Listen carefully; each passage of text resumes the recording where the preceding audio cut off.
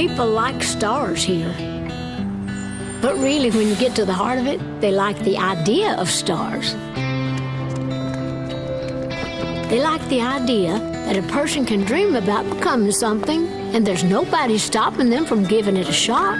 All right, how's everybody doing tonight? Of course, the truth is, nothing happens by accident.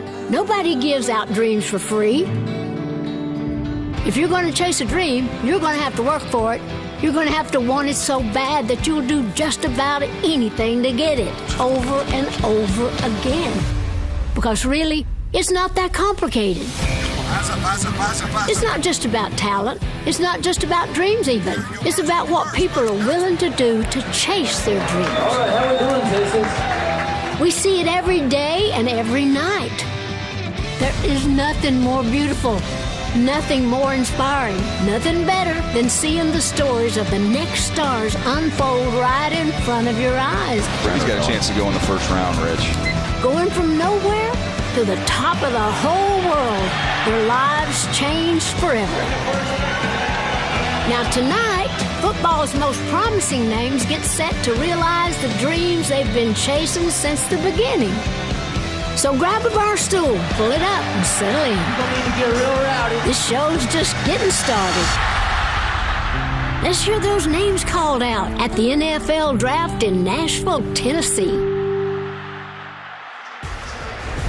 Welcome to the 2019 National Football League Draft live on NFL Network, presented by Verizon. For years, this event was held in something called a music hall near Broadway in Manhattan, New York.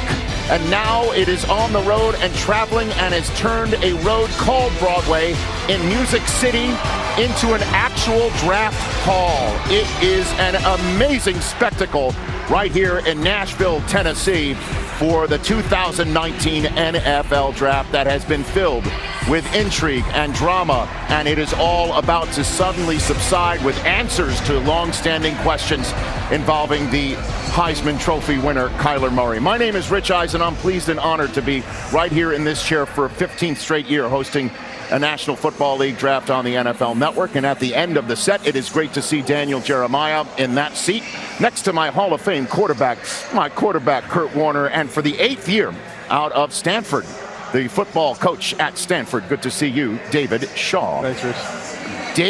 David Shaw is here, and Daniel Jeremiah and Kurt Warner. DJ, you're first. What are you expecting to see tonight? Well, I'm just waiting for this first pick, not knowing what's going to happen with the first pick, and Kyler Murray specifically. That, to me, is the biggest story in this entire draft. He's one of the more unique evaluations that I've ever done. One of the more exciting players to watch, and I'm just anxious to see if he does end up being this first overall pick with Arizona. And for me, over the last few years, it's been about movement to get quarterbacks. And so once you get to that number 6 pick, you got the Giants, you got Denver, you got Cincinnati, you got Miami, you got Washington, all within 6 to 15. I'm looking to see, is there going to be some movement? Are people going to start jumping up to get that signal caller? And for me, there's so many good players in this draft, but I think about those wow guys, those guys that make you rewind the film over and over, and it starts with Kyler Murray. He does some things that are just unbelievable to watch. The 2 receivers in Hollywood Brown, who just made so many plays down the field, running by everybody. But then DK Metcalf, what kind of guy is this? He's very polarizing. What kind of guy is this? But this guy makes unbelievable plays repeatedly down the field. And the guy on defense for me, Brian Burns. Is he this? Is he that? Is he too small? Is he whatever? He is so explosive. I kept thinking about Javon Curse, us being in the Music City, thinking about the Music City Miracle. I keep thinking about Javon Curse when I watch this guy. Well, obviously it's a quarterback-driven league, but there are so many great pass rushers available tonight. When we come back, the Arizona Cardinals will be put on the clock. Look at this scene in Tennessee.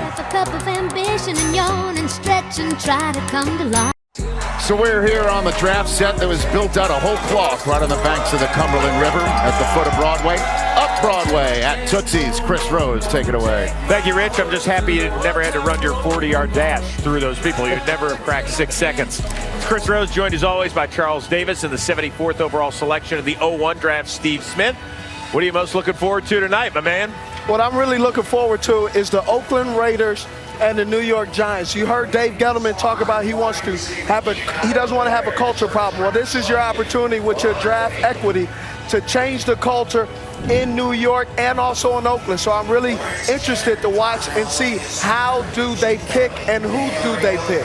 Yeah, how about two teams with multiple picks? The Green Bay Packers have 2 picks in the first round, as does Seattle. Will the Packers stay there, use their picks, and support Aaron Rodgers as that window starts to shut?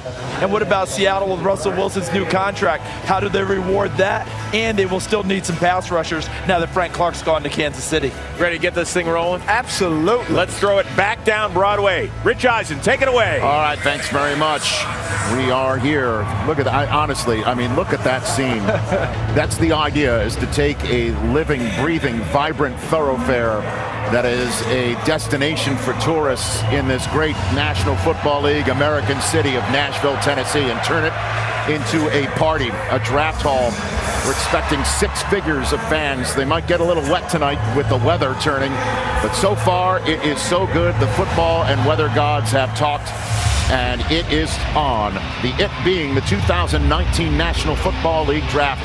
This is the 13th draft for Roger Goodell as commissioner, and it is time to put the Cardinals on the clock in the draft to open up the 100th season of the National Football League.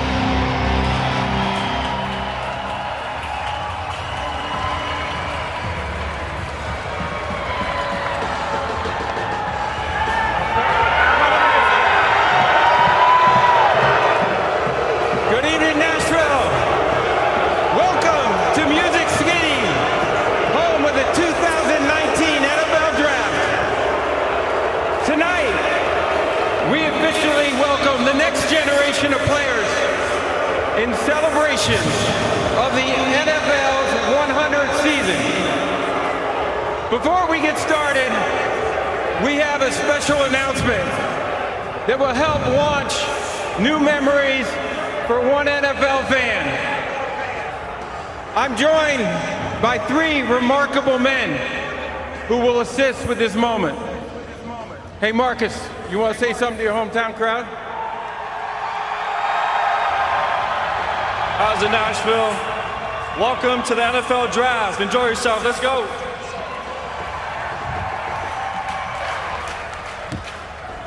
Also joining us are Hall of Famers Joe Green and Tim Brown.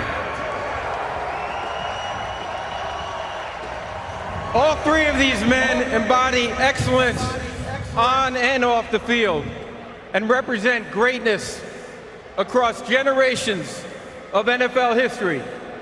Guys? All right.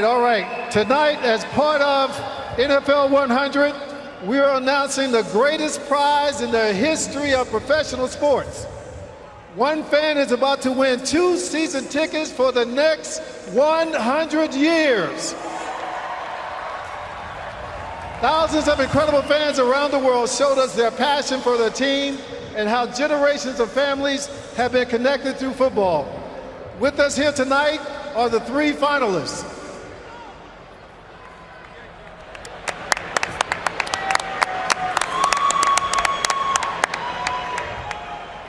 I'm here.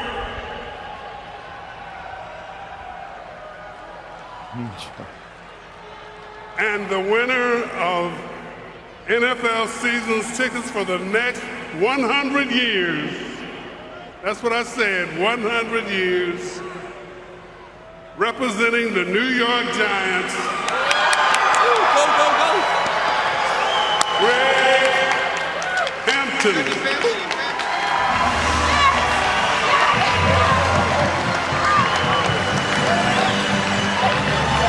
That is awesome. And who's just as happy are those kids hugging their dad right there, their great-grandchildren as well. Right now, the twinkle in the eye. 100 years of tickets.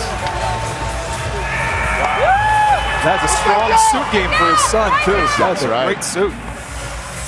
Look at that scene out there. I mean, I still can't get enough of it here on Broadway.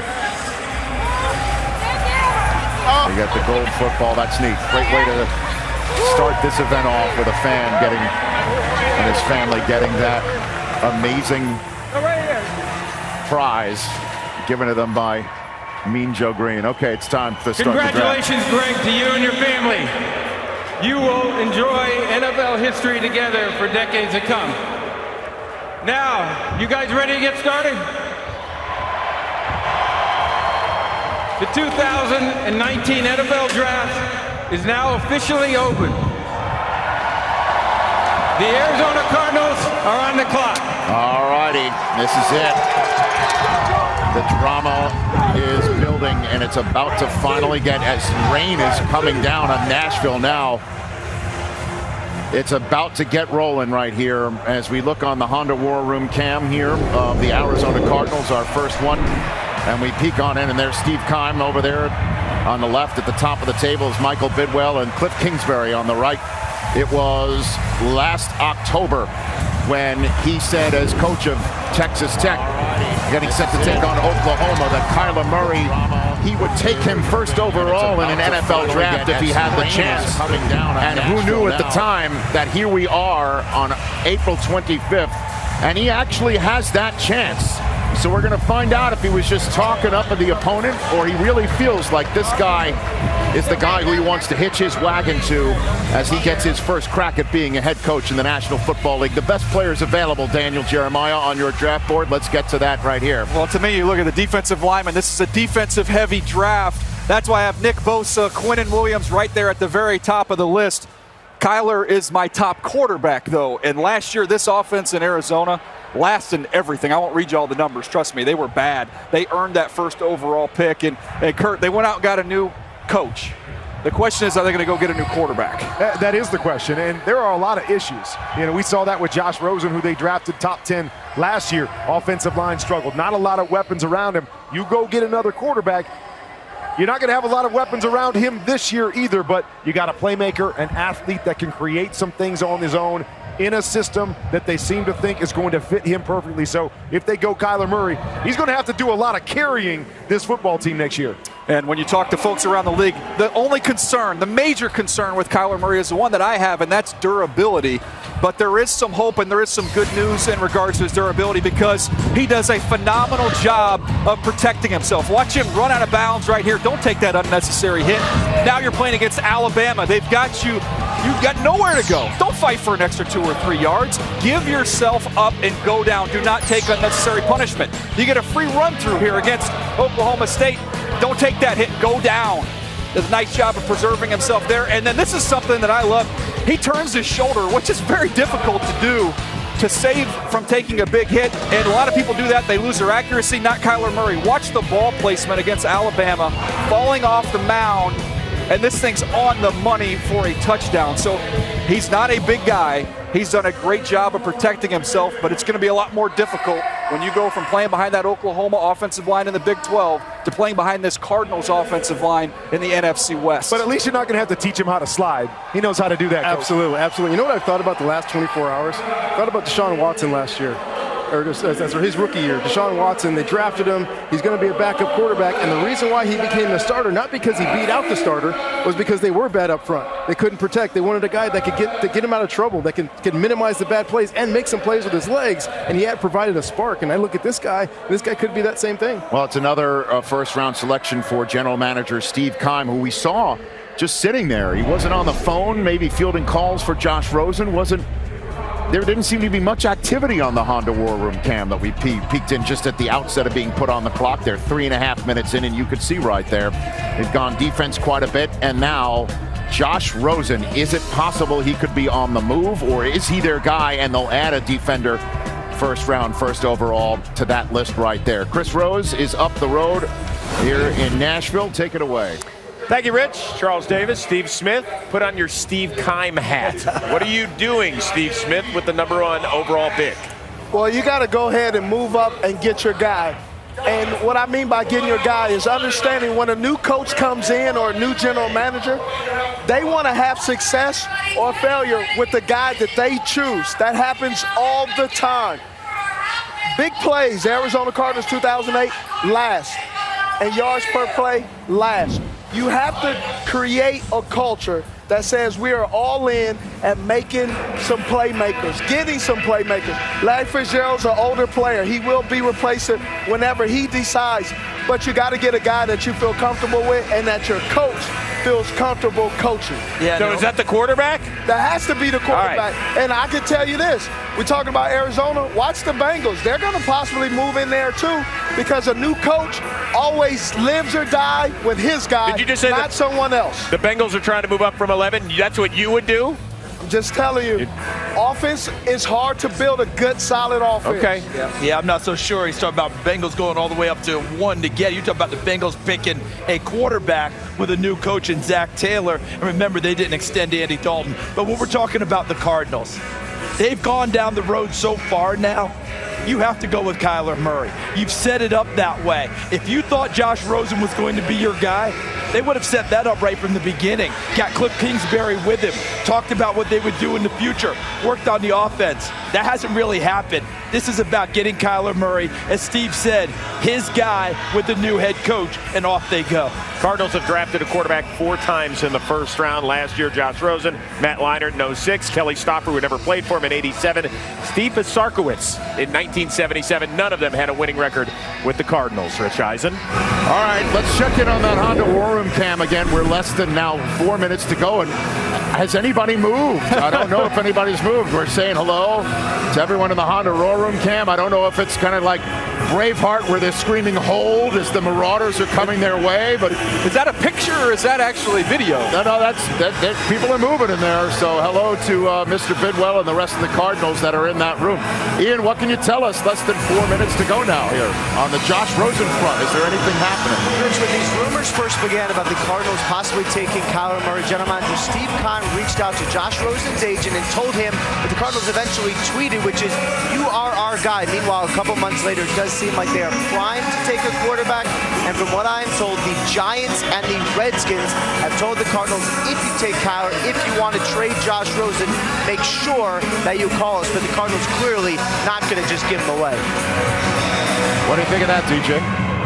Well, look, if I'm the Washington Redskins, New York Giants, I am paying attention to this pick in a big way, and I know they don't want to give him away. I just can't see any scenario where you're going to have Josh Rosen and Kyler Murray together for very long. I don't think that's a smart way to get Kyler Murray's career launched, in my opinion. And as you said, if they go with Kyler Murray before that move, all the leverage now goes to the Redskins, to the Giants. We can hold on to our #1 pick and maybe give a lower round pick and get our quarterback as well. Well, that looks like an owner of a team on the phone with somebody that they're about to draft. Steve Keim's on the phone and seemingly laughing.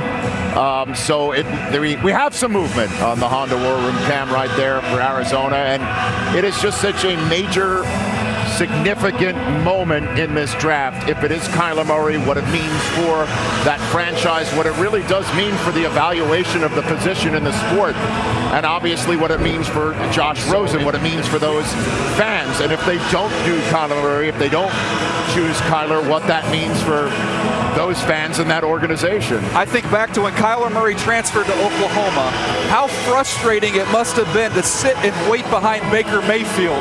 And now you fast forward, Baker Mayfield being the first pick and playing the way he played last year has paved the way for this pick tonight. I don't think if he doesn't have the success he had last year, I'm not sure Kyler Murray's the first pick tonight. Yeah, I mean, I'm with you on that because it's hard to evaluate. I had trouble evaluating Baker in that system last year, but then I watch what he did in the NFL and I go, okay. That worked. Yeah, that worked. So the next guy you go, okay, you have to assume that some of those same traits, because he had the same kind of success, will translate as well. So he's got all the pieces individually. My big question is, if you go here, is he going to have the pieces around him to have that same sort of success early? Absolutely. You're talking about Josh Rosen, too. The big reason why you'd have to move him is they're two polar opposite guys. If you're going to craft this offense for Kyler Murray, you're going to need his backup to be somewhat similar. So you'd have to change and scrap the whole game plan. So this is the pick. It's not just about getting rid of Josh Rosen, who I think is a good quarterback and a good starting NFL quarterback at some point. It's about who's that backup quarterback going to be. So we're going to have to scrap our offense if Kyler Murray does get hurt. Well, I know this event is no longer in New York City, but this does have some sort of like New Year's Eve feel to it right now. Like there's tons of people in a main spot in a big city, and the ball's about to drop in less than 40 seconds. And a question that we've had burning up the National Football League and the talent evaluation portion of the calendar for weeks, months, throughout the playing season, when we were all assuming Kyler Murray was just having one last go-round with football at Oklahoma before joining the A's in baseball until he won the Heisman Trophy. We thought it would be Nick Bosa coming back from an injury atop the draft, and then Murray showed up at the Combine, and everybody thought it was going to be Kyler Murray. The 49ers know who the pick is because they're 30 seconds being into their choice right now. The 49ers are on the clock. So the burning question, will it be Kyler Murray? Will it not be? What does that mean for Josh Rosen if it is? If it's not, what does that mean for Kyler Murray? What does that mean for the 49ers? We're about to get that answer right here in Nashville, Tennessee. Do you think it is going to be Kyler Murray? I think it's Kyler Murray. There were two people in that draft room on the phone. One might have been calling Kyler Murray. One might have been calling Josh Rosen to let him know what's going to happen. Or the Giants or the Redskins to say, or them. What do you think? Okay, let's now send it to the stage and get the first pick of the draft revealed by the commissioner of the National Football League. And a big, huge, dramatic moment here in Nashville to kick off the 2019 draft.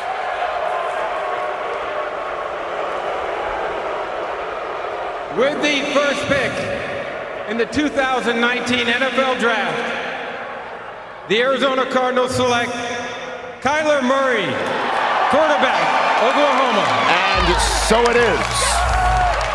The assumed is really happening. Kyler Murray, the Heisman Trophy winner out of Oklahoma, at 5'10" and 1/8", just became the first overall pick in this draft, sending the Arizona Cardinals potentially to the trade block for Josh Rosen, as we all expect. And Cliff Kingsbury, when he said that he would make Kyler Murray the first overall pick in the NFL draft, given that chance, has made it happen. And when we found out that they had the #1 pick that first day, we thought they would go get somebody to tackle Russell Wilson. They just said, forget that, we're going to go find our own Russell Wilson. And that's what they did here with Kyler Murray. There's going to be bumps in the road for Kyler Murray and the Arizona Cardinals. But they just became must-see TV next year to watch what this kid does. Right, without a question. And you just mentioned it. Is just a week ago, the guy that was 5'10", that a lot of people wanted, could you be a franchise guy? He got the highest paid, if you hear the highest paid quarterback in National Football League history. And that's exactly what they're banking on, is that even if he's not a great pocket passer right off the bat, can he be special like he was on tape, like he was in college? Can he run around and make those Russell Wilson-type plays at big moments in games? All right, let's take a look at Kyler Murray and what gets you fired up. You want somebody to drive the ball outside the numbers? No problem. A flat, firm ball. How about some touch? Show me a little bucket throw down here in the red zone. Drop that one in beautifully. You get a free rusher, you got some chaos, no problem. Climb up, watch his throw on the move. Watch him elevate this ball against Alabama. That's one of the best throws you'll see this entire year. Now you've got a busted assignment. You've got offensive linemen running into each other. Okay, maybe we throw it away, run out of bounds, 5 yards. No, he's going 60 and taking this thing to the house. Now this is the concern. Every now and then wants to do a little too much, trying to get a big play every play, and you force things and you turn the ball over. That's going to be the challenge, to rein that in but stay aggressive. Well, who better to welcome him to Prime Time, presented by Pizza Hut, delivered by Pizza Hut, than Prime himself. Dion? Was there any doubt that you would go #1, and are you happy that you chose football? I think all this speaks for itself. I'm blessed to be here.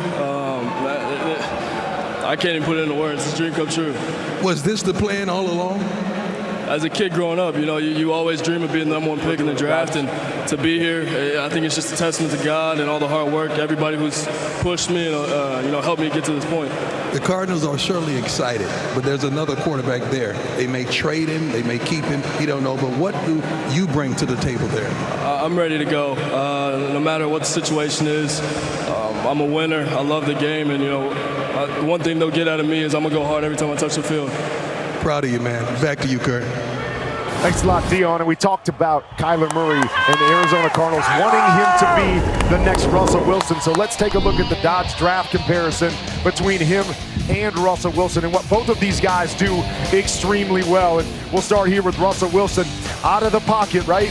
The ability to make throw. Look at this. Perfect coverage, but the ball up and over the top with touch on the second level throws. Now you're going to see Kyler Murray outside the box, pressure in his face. Another great situation coverage-wise. There's only one way to throw this, coach. Up and over the top with great touch for the touchdown.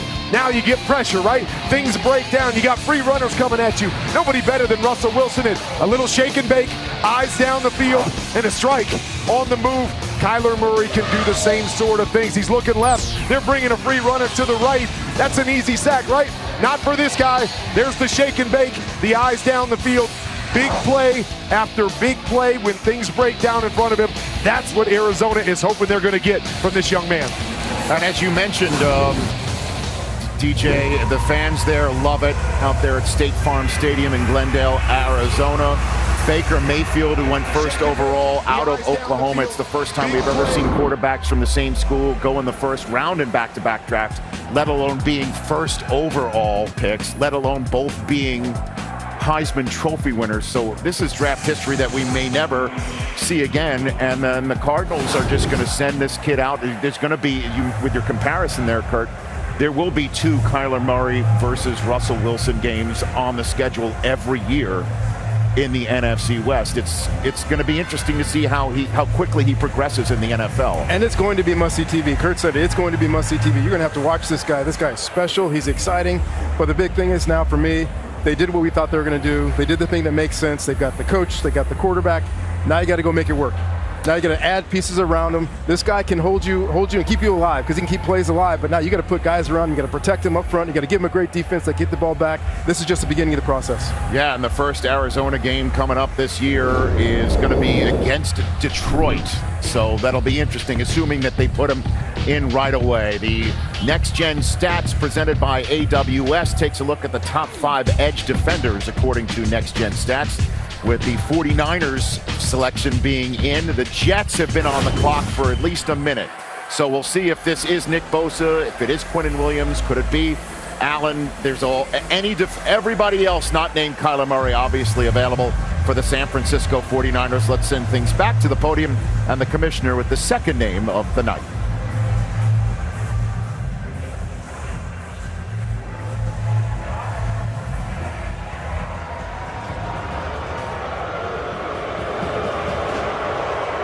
With the second pick in the 2019 NFL Draft, the San Francisco 49ers select Nick Bosa, defensive end, Ohio State.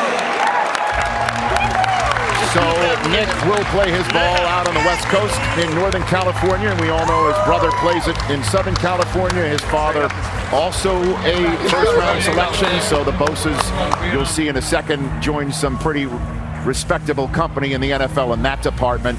And DJ, you were telling me that scouts throughout the NFL were drooling over this kid being a prospect coming in, and now he's in the National Football League. Last year, you remember when Sam Darnold was coming out, people were critical of how he played against Ohio State. That guy walking right there is why he didn't play well in that game. He hit him repeatedly. He dominated when he was on the football field. Needs to stay healthy, but everything I've heard is he is 100% healthy and ready to go. I think the 49ers just got the best football player in this year's draft. And you think about what they did up front. They spent a lot of money on that defensive front, but now you've got D Ford who can rush on one side. You've got Bosa on the other side. DeForest Buckner, who had 12 sacks last year. And coach, as you mentioned, right, you got Solomon Thomas, who's been playing defensive end. He can now move inside where he's at his best. Absolutely. And we get to Nick Bosa. Look, it is the family business. Get a chance to watch his brother Joey each and every week. The hands and the hips, they're off the charts. The only concern, the durability with some of the time that he's missed. Let's look at the comparison between the brothers. How about a little double hand swipe from Nick? And if that looks familiar, working against Maryland here, get that swipe and finish. It's because you've seen Big Brother do the exact same thing. Ironically on this one, looks like the former quarterback of the Arizona Cardinals and Josh Rosen. How about a little forklift? Lift that wrist up in the air, that hand-to-hand combat. That's what the Bosa boys are so good at, working against TCU, get home and force the fumble. And Joey's been doing that since he got into the league, the exact same move. They are technicians. They can win with a little quickness off the edge, and they can go right through your pads. They're slightly different players. I think Nick plays with a little more power and a little more leverage. He can even kick inside and rush over a guard if you want, but it's going to be fun to watch him in that defensive front. You mentioned it, Kurt. They've got some assets up front now for this defense. It's going to be exciting, and you mentioned it. You mentioned 2 of the 3 things for me because he can play with that power. He's got that speed off the edge. If you don't kick on this guy, he's going to hit you fast. He's going to hit your quarterback. You saw it twice, and the quarterback's getting the top of his drop, and he gets hit. But the other thing this guy has is a nasty inside move. It is a scary inside move, so you can't play him over the top. You can't play him underneath. You got to try and play him straight, and you better chip him. And with the selection of Murray will now be in the crosshairs for Bosa, who, as I mentioned, along with his brother and dad, first-round selections, joining the Manning family, is the only such family to have a dad and 2 sons selected in the first round of an NFL draft. And so now we've got 5 minutes to go on the clock right now for the New York Jets. And the question is, are the Jets going to trade down? That's been a lot of the conversation about the Jets over the last 48 hours. They're going to trade down and out of this pick. There is the Bosa family right there. And so the question is are the Jets going to trade down out of this pick? Are the Giants looking to trade for Josh Rosen right now? New York football is kind of interestingly right in the middle of all this, while we send things to Deion Sanders, welcoming Nick Bosa to primetime, delivered by Pizza Hut. What's the family secret? Everyone in the house goes in the first round? How does this happen? Shit, we got good genes, man. Good genes. My mom and dad know how to make them. They sure do. What advice did your brother give you on how to prepare and how to handle the night? Just, appreciate every moment. It's only one time you get to go through this, so appreciate every moment and don't wish away time. Tell Dad I need to talk to him because you guys know what you're doing. Back to you, Rich. You got it. So we're going to take a break, and I know all the Jet fans back home, all my buds, Gary V, wherever you are, forget about it. You're going to break with the Jets on the clock? You got to be kidding me. We'll get to it when we come back.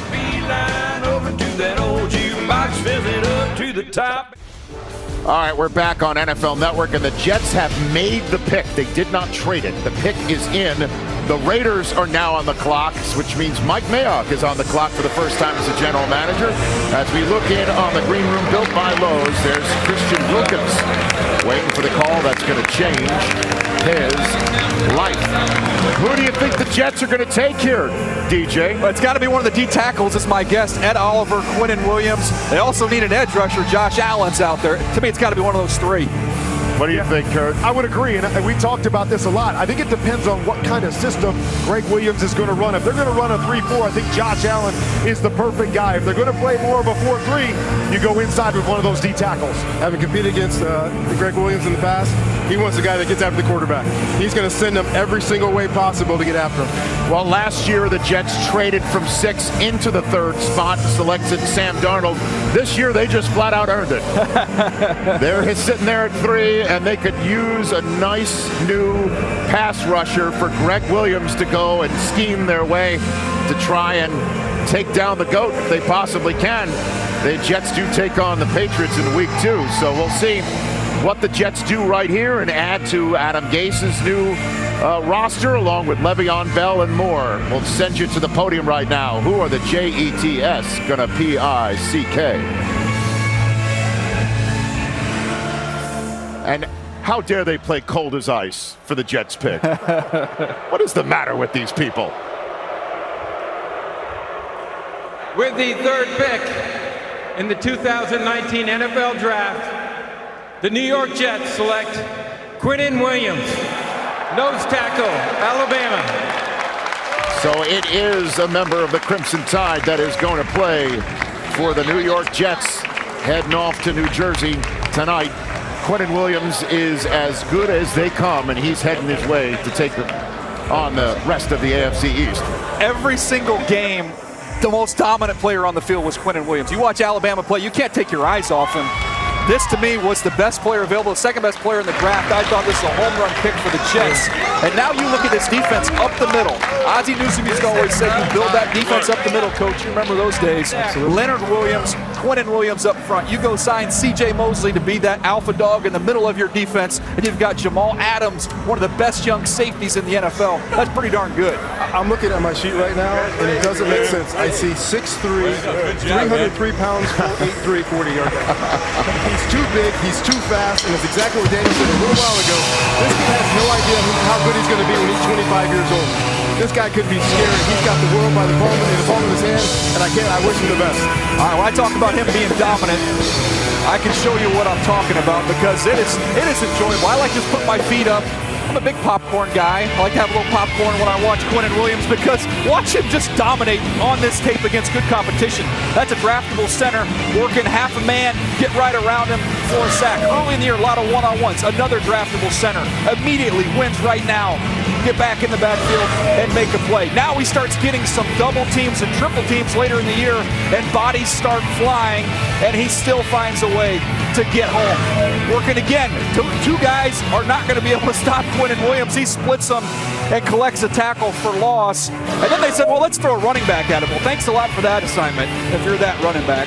No shot whatsoever, despite all of the offensive focus on stopping Quinnen Williams. It never happened. All right, now let's send things to Deion Sanders. Welcome to Primetime, delivered by Pizza Hut, Quinnen Williams. Hey, guys, this is one of my favorites. Go ahead, big fella. Let's get it out of the way. You told me you are a lineman, but you're really a DB, but you're in a lineman body. Go ahead and stunt and show him the jacket. That's what you wanted to do. Show it to him. I got a green on the inside. I got a green on the inside, man, with a little kid, man, with a big dude. Because everybody that sees a little kid, man, want to pick on him and things like that. But the inside hard work pays off, man. It turns to a giant, turns to the man I am today. And you are that. Now let's get deep. You told me this was all about mama. Yes, sir. Yes, sir, man. Well, I wouldn't be the person without help. My mom wouldn't instill the things in me, man. Instill discipline, effort, and accountability in me. So I cannot wait to see you play, big fella. Much love. All right, thanks so much. All right, that's Prime welcoming Quinnen Williams into the NFL, and he joins that stout defensive line. And he, as you mentioned, right up the middle, C.J. Mosley, a huge acquisition during free agency, and Jamal Adams, who is, as they say, a dog in the back end of that defense, a culture-changing talent for the New York Jets on defense. Now we move to the Raiders. Our old friend Mike Mayock is making this pick with John Gruden. 4.5 minutes to go.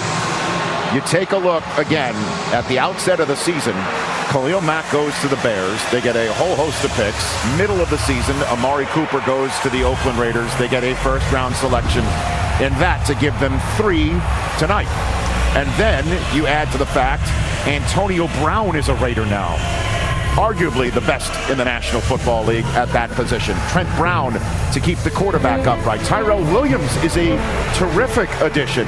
Mike Mayock and John Gruden together with 5 picks in rounds 2 through 7 and 3 tonight. DJ, what do you think they're going to do right here? To me, the number is 13. And Kurt, we've been talking about it, right? I usually like that number. All week. I don't think Oakland does. Your number, they don't like it quite so much. 13 sacks for this team last year. That has to change. They have got to find some pass rush, whether they do it right here at 4, whether they wait for those 2 picks in the 20s. I would do it right now. Go get you a pass rusher. This team, 1 winning season the last 16 years, Coach. You want to get this thing turned around, get better up front. There's no question. You're looking for impact. You need impact right away. Is that Josh Allen? Is that Rashan Gary? Is that one of these other guys that can bend the edge and get after the quarterback? They need some juice. Steve Smith said it earlier. They need juice. What do you think, Steve? I mean, when you look at it, Josh Allen is that guy. He's a nightmare, backside nightmare. He's active hands. Josh Allen is a phenomenal player, but I also believe, too, you got to get some equity on the offense, take a little bit of pressure off Carr, and I wouldn't be surprised if they go offense right here. And the reason I say that is, look, you got 3 picks in the first round. Why not go ahead and use someone else's credit card to go ahead and buy? It's not a reach. It's just get all of the best equity you can get without really making it a mistake or going broke, because it's not your pick and it only makes your team better. 2.5 minutes to go now for the Raiders on the clock. And then you've got as well the possibility of Josh Rosen's on the market right now with the Giants sitting there at 6, the Bucs there at 5. The Raiders sitting there at 4, and I know, Ian Rappaport, you were talking about the Raiders thinking potentially quarterback because they had Dwayne Haskins being pushed up their board. Yeah, that is exactly my understanding, Rich. John Gruden moved Haskins up his board this week. He is firmly in consideration, as, by the way, is Josh Allen. Remember, this is the same organization sent all their scouts home last week to try to keep this a secret. I'm told it could be a surprise at number 4. Okay, keep an eye on all that. And then again, like I said, if you are trying to get Josh Rosen, who we are assuming is absolutely available, that there is no way the Cardinals are going to keep both of their back-to-back first-round quarterbacks, that if you want to go up and get somebody right now, you're not the Giants or you're not the Redskins, because you might be trying for Rosen. And if you can't get Rosen, if you're the Redskins, maybe they come up and make that trade before the Giants pick if they don't get Rosen. I mean, there's a lot of intrigue that's happening right now across the landscape as it's beginning to pour rain here in Nashville. And how about what Ian just said there? I mean, what if Oakland goes and gets Dwayne Haskins?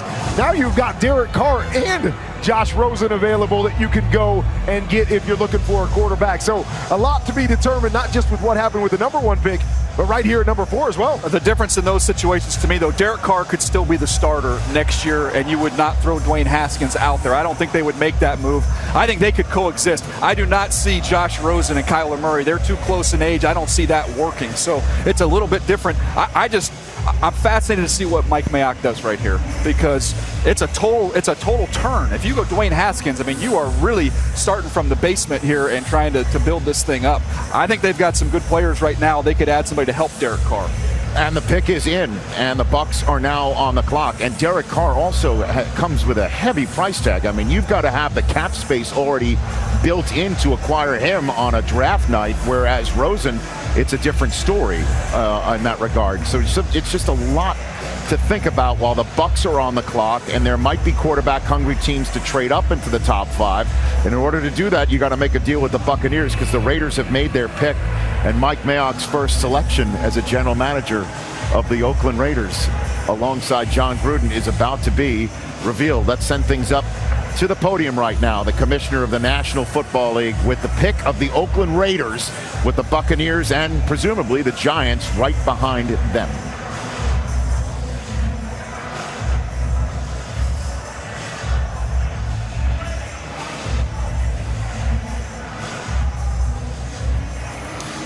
There he is, the commissioner, with the first pick of 3 for the Raiders tonight. With the 4th pick in the 2019 NFL Draft, the Oakland Raiders select Clelin Ferrell, defensive end, Clemson. Big 99 with a sack. Clelin Ferrell, defensive end. And Clelin Ferrell gets the sack. The 2018 ACC Defensive Player of the Year. Well, this might be a surprise to a lot of people, not see Clelin Ferrell going this high, but he's a very productive football player, a power rusher, plenty of effort. Reminded me a little bit of Matt Judon when I watched him on tape. He can win with power. He's played big on the big stage. You look at what he did against Jonah Williams. That's one of the reasons why Jonah Williams, a talented tackle for Alabama, people had concerns because Ferrell got after him last year and this year.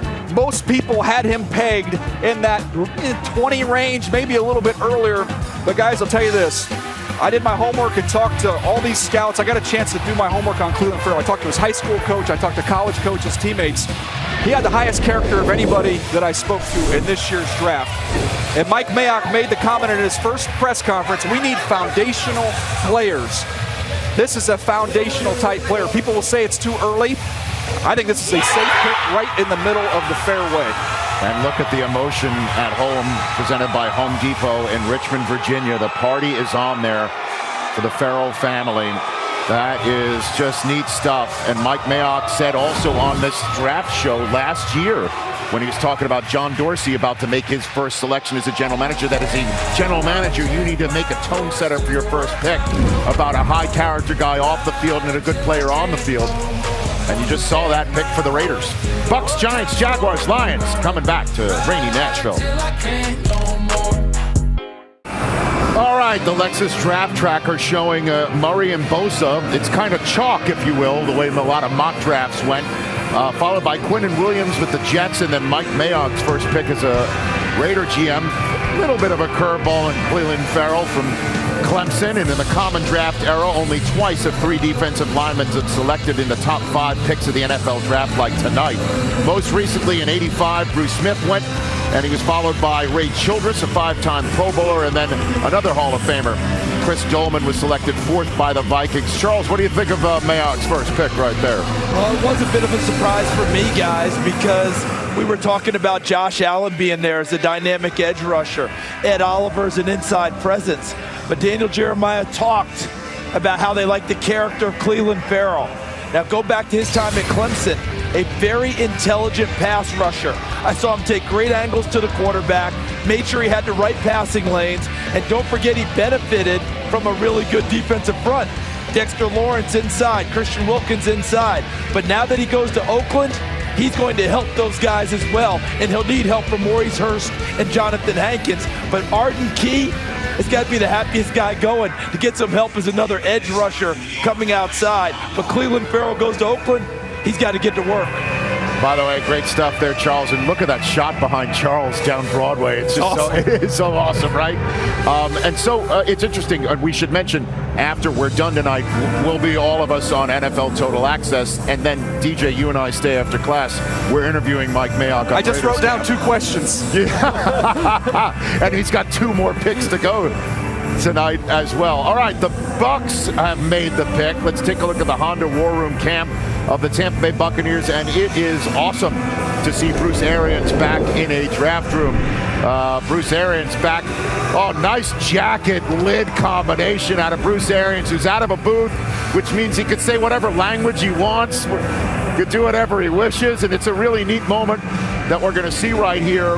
As you can see, Bruce Arians and one of the members of the Glazer family there.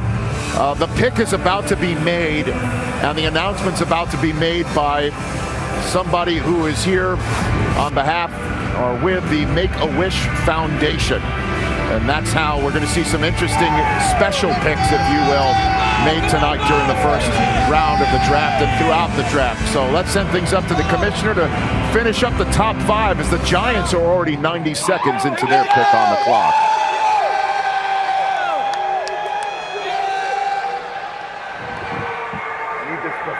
For Tampa Bay's pick, I'm joined by Casey Reynolds, a Make-A-Wish kid and a huge Buccaneers fan.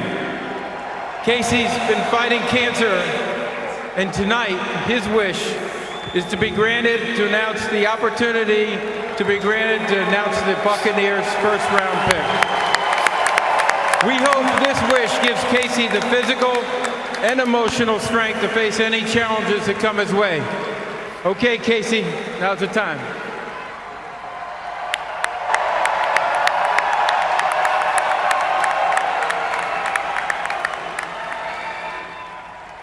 With the 5th pick in the 2019 NFL Draft, the Tampa Bay Buccaneers select Devin White, linebacker, LSU. All right, so Devin White's going to bring his game and his horseback riding to Tampa, Florida, and go try and hunt down some NFC South quarterbacks. What do you think, DJ? It makes a lot of sense. When you lose Quan Alexander in free agency, he signed a big money deal with the San Francisco 49ers.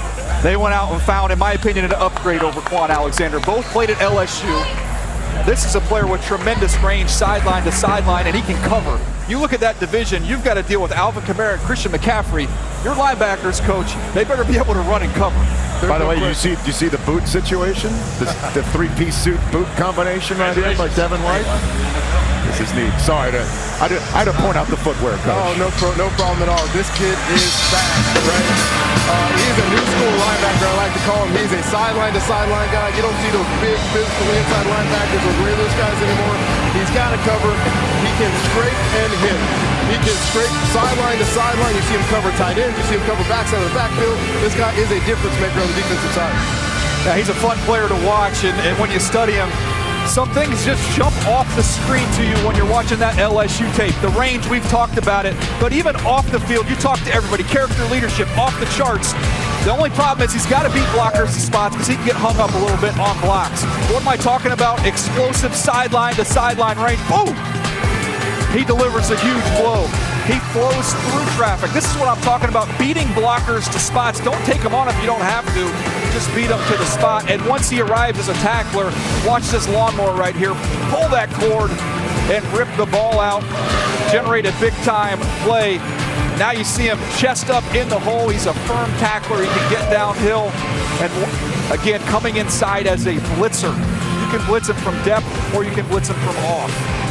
Yeah, we talked about a lot of guys in the defensive line. This is my favorite guy in the draft. He may be the best player sideline to sideline in this whole draft. I love this pick for the Bucs. Well, they certainly like it at the draft party at Raymond James. Deion Sanders, welcome to Primetime, delivered by Pizza Hut. You may be the first guy who wore boots. Yeah. Did you hear the song when you were coming down? Come on now. You going to take my horse? Come on now. You have 7 horses, including Daisy May. Yes, Are you going to take Daisy May and the other several to Tampa? All my horses going to Tampa. We're a family. We're a family. You never leave family behind.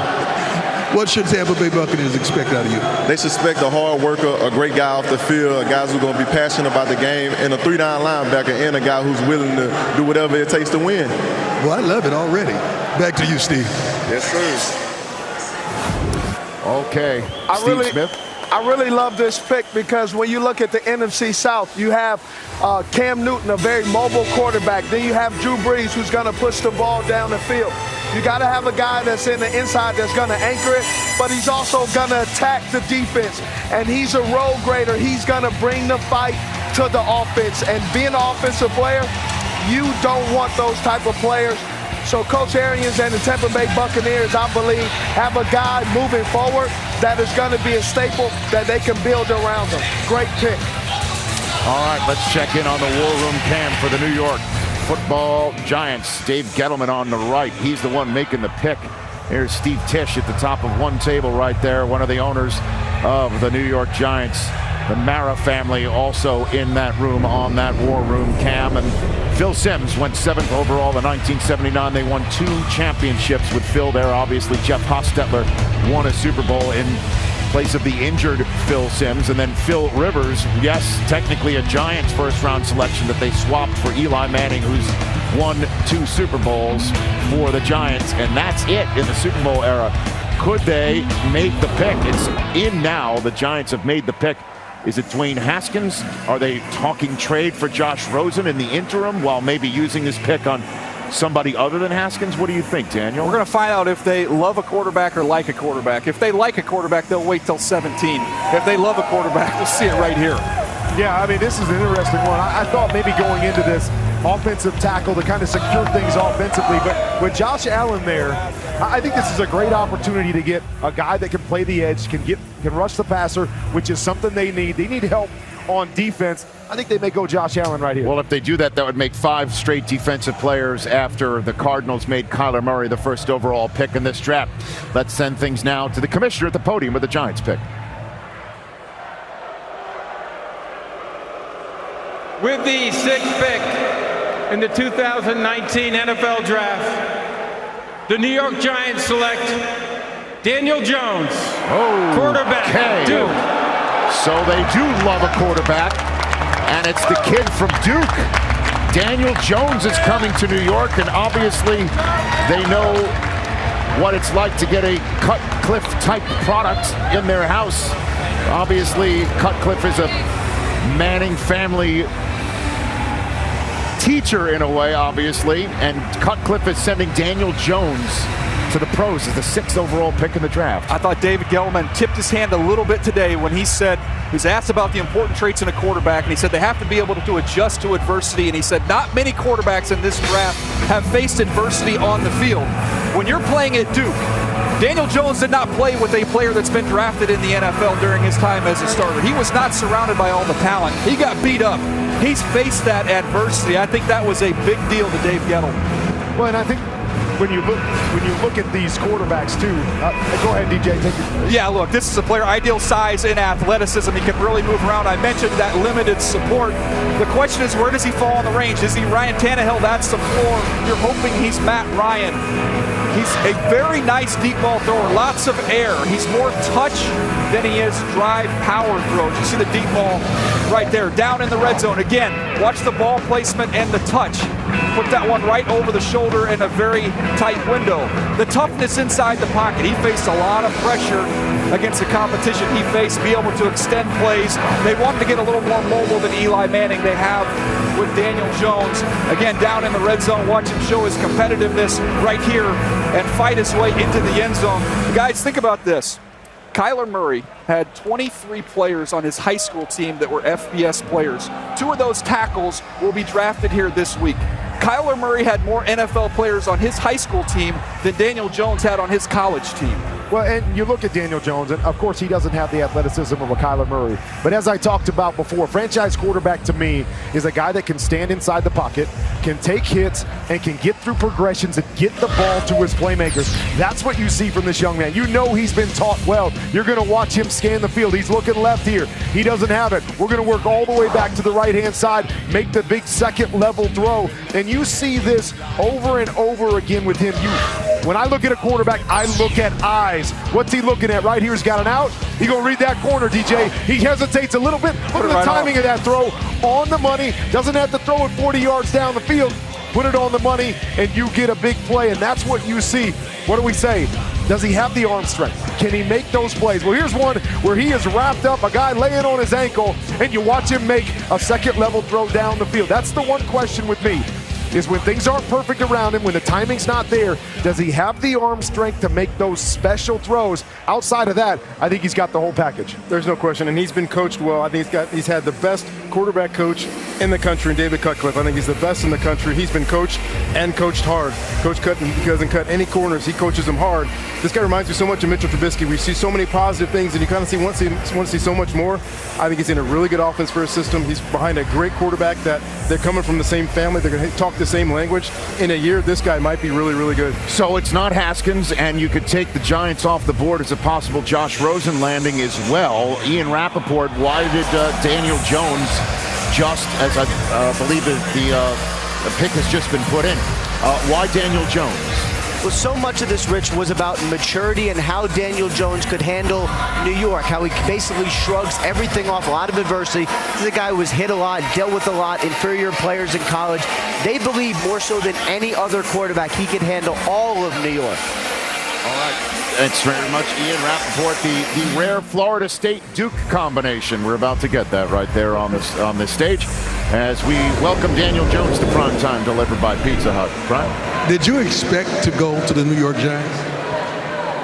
Coming in, I didn't have a whole lot of expectations. I was just excited for the opportunity to be here, and however it worked out, I'd be excited. But I'm thrilled to be part of the Giants. I'm looking forward to getting started. I heard that you were counseled by Peyton Manning. Did he say anything about you going to the Giants, taking his brother's job? I'm not sure, but I've been lucky to get to know those guys, and those are two special guys. I look forward to learning from Eli up there. Wish the best with you, man. Yeah, thanks. Back to you guys. All right, Deion Sanders, thank you very much. Out here on the Tootsie set with Steve Smith, Charles Davis. Should Giant fans be excited? They finally found Eli's successor. I believe they should. And also, I'm biased because he's a Charlotte 10 right there down the street from my house and watching him. And then you see him play at Duke. But one of the things that me and Charles were talking, I think he is a younger version of Eli Manning. Smart, knows what he's doing, keeps everything going on, so he's good. Yeah, and don't forget, Daniel talked about him facing adversity. He went to Duke as a walk-on. He was supposed to go to Princeton and play football. So this is a kid who's been through the mill before. He's also a very solid kid. And then if you say like Eli, very quiet, handles things well. And I thought his pro day was the best one out of all the quarterbacks coming into this. And keep in mind, Eli, last year of his contract. So Daniel Jones, you have a year to learn. And then we'll see under center. Rich Eisen? All right, it's time for the Jacksonville Jaguars pick to be revealed as the Lions are already a couple of minutes into their pick. With the 7th pick, In the 2019 NFL Draft, the Jacksonville Jaguars select Josh Allen, defensive end, Kentucky.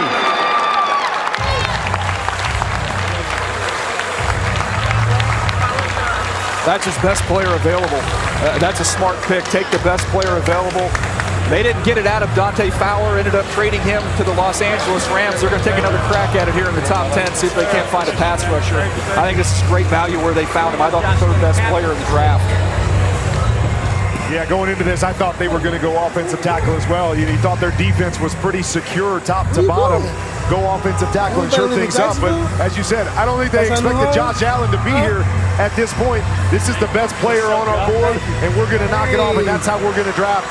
This is a great move. It's a great football player. You talk about having length and athleticism on the edge. This guy is fast, ran a 4.6. But as tall and long as he is, he can get low and really bend the edge. He creates issues for tackles with his get off, and he's got a great stiff arm that can collapse the pocket from the outside in.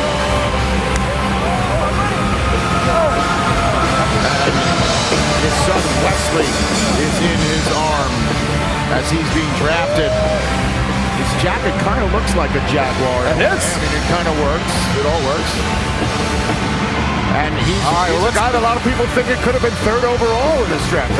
Again, he's an elite player, the third overall player on my board. And you look at what he does, he's versatile. We talk about him as a rusher. You're going to see some video of what he does in coverage. He's ultra productive. My comparison was Anthony Barr. Look at that coming off the edge. There's a little glimpse of the explosiveness. Now, when you get to the top of your pass rush, can you bend and flatten? That's what he does so well, and he gets the football out. Use those long arms again at the top of your rush. This guy was a fumble forcing machine. Now how about some effort? Go run, chase plays outside the numbers, show you that effort. Now is a zone dropper. Instinctive, athletic, get your hand on the football. And one of my favorite plays, this is Jay Sternberger, a tight end we'll see tomorrow. Mirroring him on a corner route, find the football, play the football. You can match him up with tight ends, and he can get after the quarterback. Well, the pick is hailed at the home of the Jaguars. So we are in AFC South country. And when we come back to Nashville, we hit the Lions, Bills, Broncos, and Bengals in the 2019 NFL Draft. Rooms to let 50 cents. No phone, no pool, no. The Pepsi Draft tweets on the banner below. We, all of us here at NFL Network with the Lions pick about to be announced, want to send our best to Kelly Stafford, the wife of Matthew Stafford, who's recovering from brain surgery. We're all thinking of her. She's been sharing some very courageous thoughts on social media, and we are all with her and the Stafford family and send our best to her and them. All right, now time to see who's the latest to wear the Honolulu blue in the NFL. With the 8th pick in the 2019 NFL Draft, the Detroit Lions select T.J. Hockenson, tight end, Iowa. Well, when you're Bob Quinn and Matt Patricia, and you were in New England and watched what Rob Gronkowski could do as an inline tight end, you appreciate a guy like T.J. Hockenson. Now, he's not Rob Gronkowski. He's not that big. He's not quite that athletic. But he is a dominant run blocker, and he's more than adequate in the passing game. Gets open, catches everything. He's going to be great in the red zone. They put a lot of resources into the offensive line, and now they get basically another offensive lineman. That's how good this kid is in the run game. And you guys know how much we love tight ends at Stanford. I watched this film. I couldn't get enough. I love the way this kid plays. Reminded me a lot of Zach Ertz in the passing game, where you can talk. But this guy can run a 4.7. He's fast. He's explosive. But this guy gets open repeatedly on everybody. Deep routes, short routes, underneath routes, and he will stick his face in your face and block you at the line of scrimmage. Well, and you just love, as you said, the flexibility here, because they need to continue to improve the run game to help Matthew Stafford. But the biggest mismatch in football is a good tight end. I mean, you look at Kenny Galladay, Marvin Jones, Danny Amendola, and now this kid on the inside. I love the weapons that they put around Matthew Stafford. All right, let's get a chance to take a look at T.J. Hockenson. And what I love about his game, again, he's my favorite player in the draft. He's not the best player in the draft, but he's my favorite player in this year's draft class. Dominant in the run game. He's a savvy, underrated route runner, in my opinion. Heath Miller and Jason Witten, those are the two names that came to mind when I watched him. Let's take a look at the video. Watch him flex down here on a crossing route. Again, get a little bit of leverage at the top of your route, a slight little push off, create some space. That's what those good tight ends do. After the run, why don't you finish your run? How's this? Puts you down, but watch the athleticism. He can hurdle you as well. An underrated athlete. Chance to see him working on play action here, a little corner route, release, track the ball. He's got outstanding hands. You rarely see him drop the football, but this is what's so fun to watch. Watch him at the point of attack, the way he gets after defensive ends, linebackers, and secondary. What am I talking about? How about this? I don't think he put him on the ground. I think he almost put him through the ground. One more look. This is against the Indiana Hoosiers. My word. I believe that's illegal in the state of Indiana. But that's how nasty and physical he is. And you can see the Patriots would appreciate this more than anybody. And the Detroit Lions have become Patriots Midwest. Well, the Lions are the first team to use a top 10 draft choice on a tight end since the Detroit Lions. Back in 2014, did it with Eric Ebron, who didn't pan out for the Lions, moved to the AFC South, and then finally did with the Indianapolis Colts. And since 1995, 5 tight ends have been selected in the top 10 of the NFL draft. Kyle Brady, 9th overall from Penn State for the Jets in 95. And then Ricky Dudley went to the Raiders a year later, 9th overall. Kellen Winslow went to the Browns in 2004. Vernon Davis, we all know he jumped out of the RCA Dome back in the day. One of the great combine performances that we've covered since doing it for the NFL Network. He went 6th overall in 06, and then the aforementioned Ebron pick. Ian Rappaport, take it away. What's in your notebook, sir? Rich, the Buffalo Bills have had trade talks all throughout the day about possibly moving up into earlier in the top 10, with most teams believing that the target would be Houston defensive tackle Ed Oliver, the player the Bills wanted. Now they didn't trade. They stuck right where they are, and if they want to take Oliver, he's actually right there for the cost of nothing. All right, so let's take a look at the Bills' war room as we go to break. There's 3.5 minutes left on the clock of the Buffalo Bills pick. And when we come back, we will see what is going to come out of this war room in Orchard Park, New York, as we are matriculating our way towards the end of the top 10 here in 19.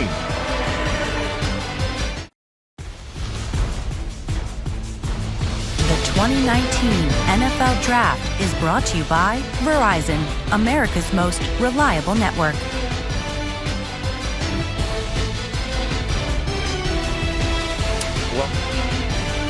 Welcome back to Nashville, the Western New York contingent here in the state of Tennessee.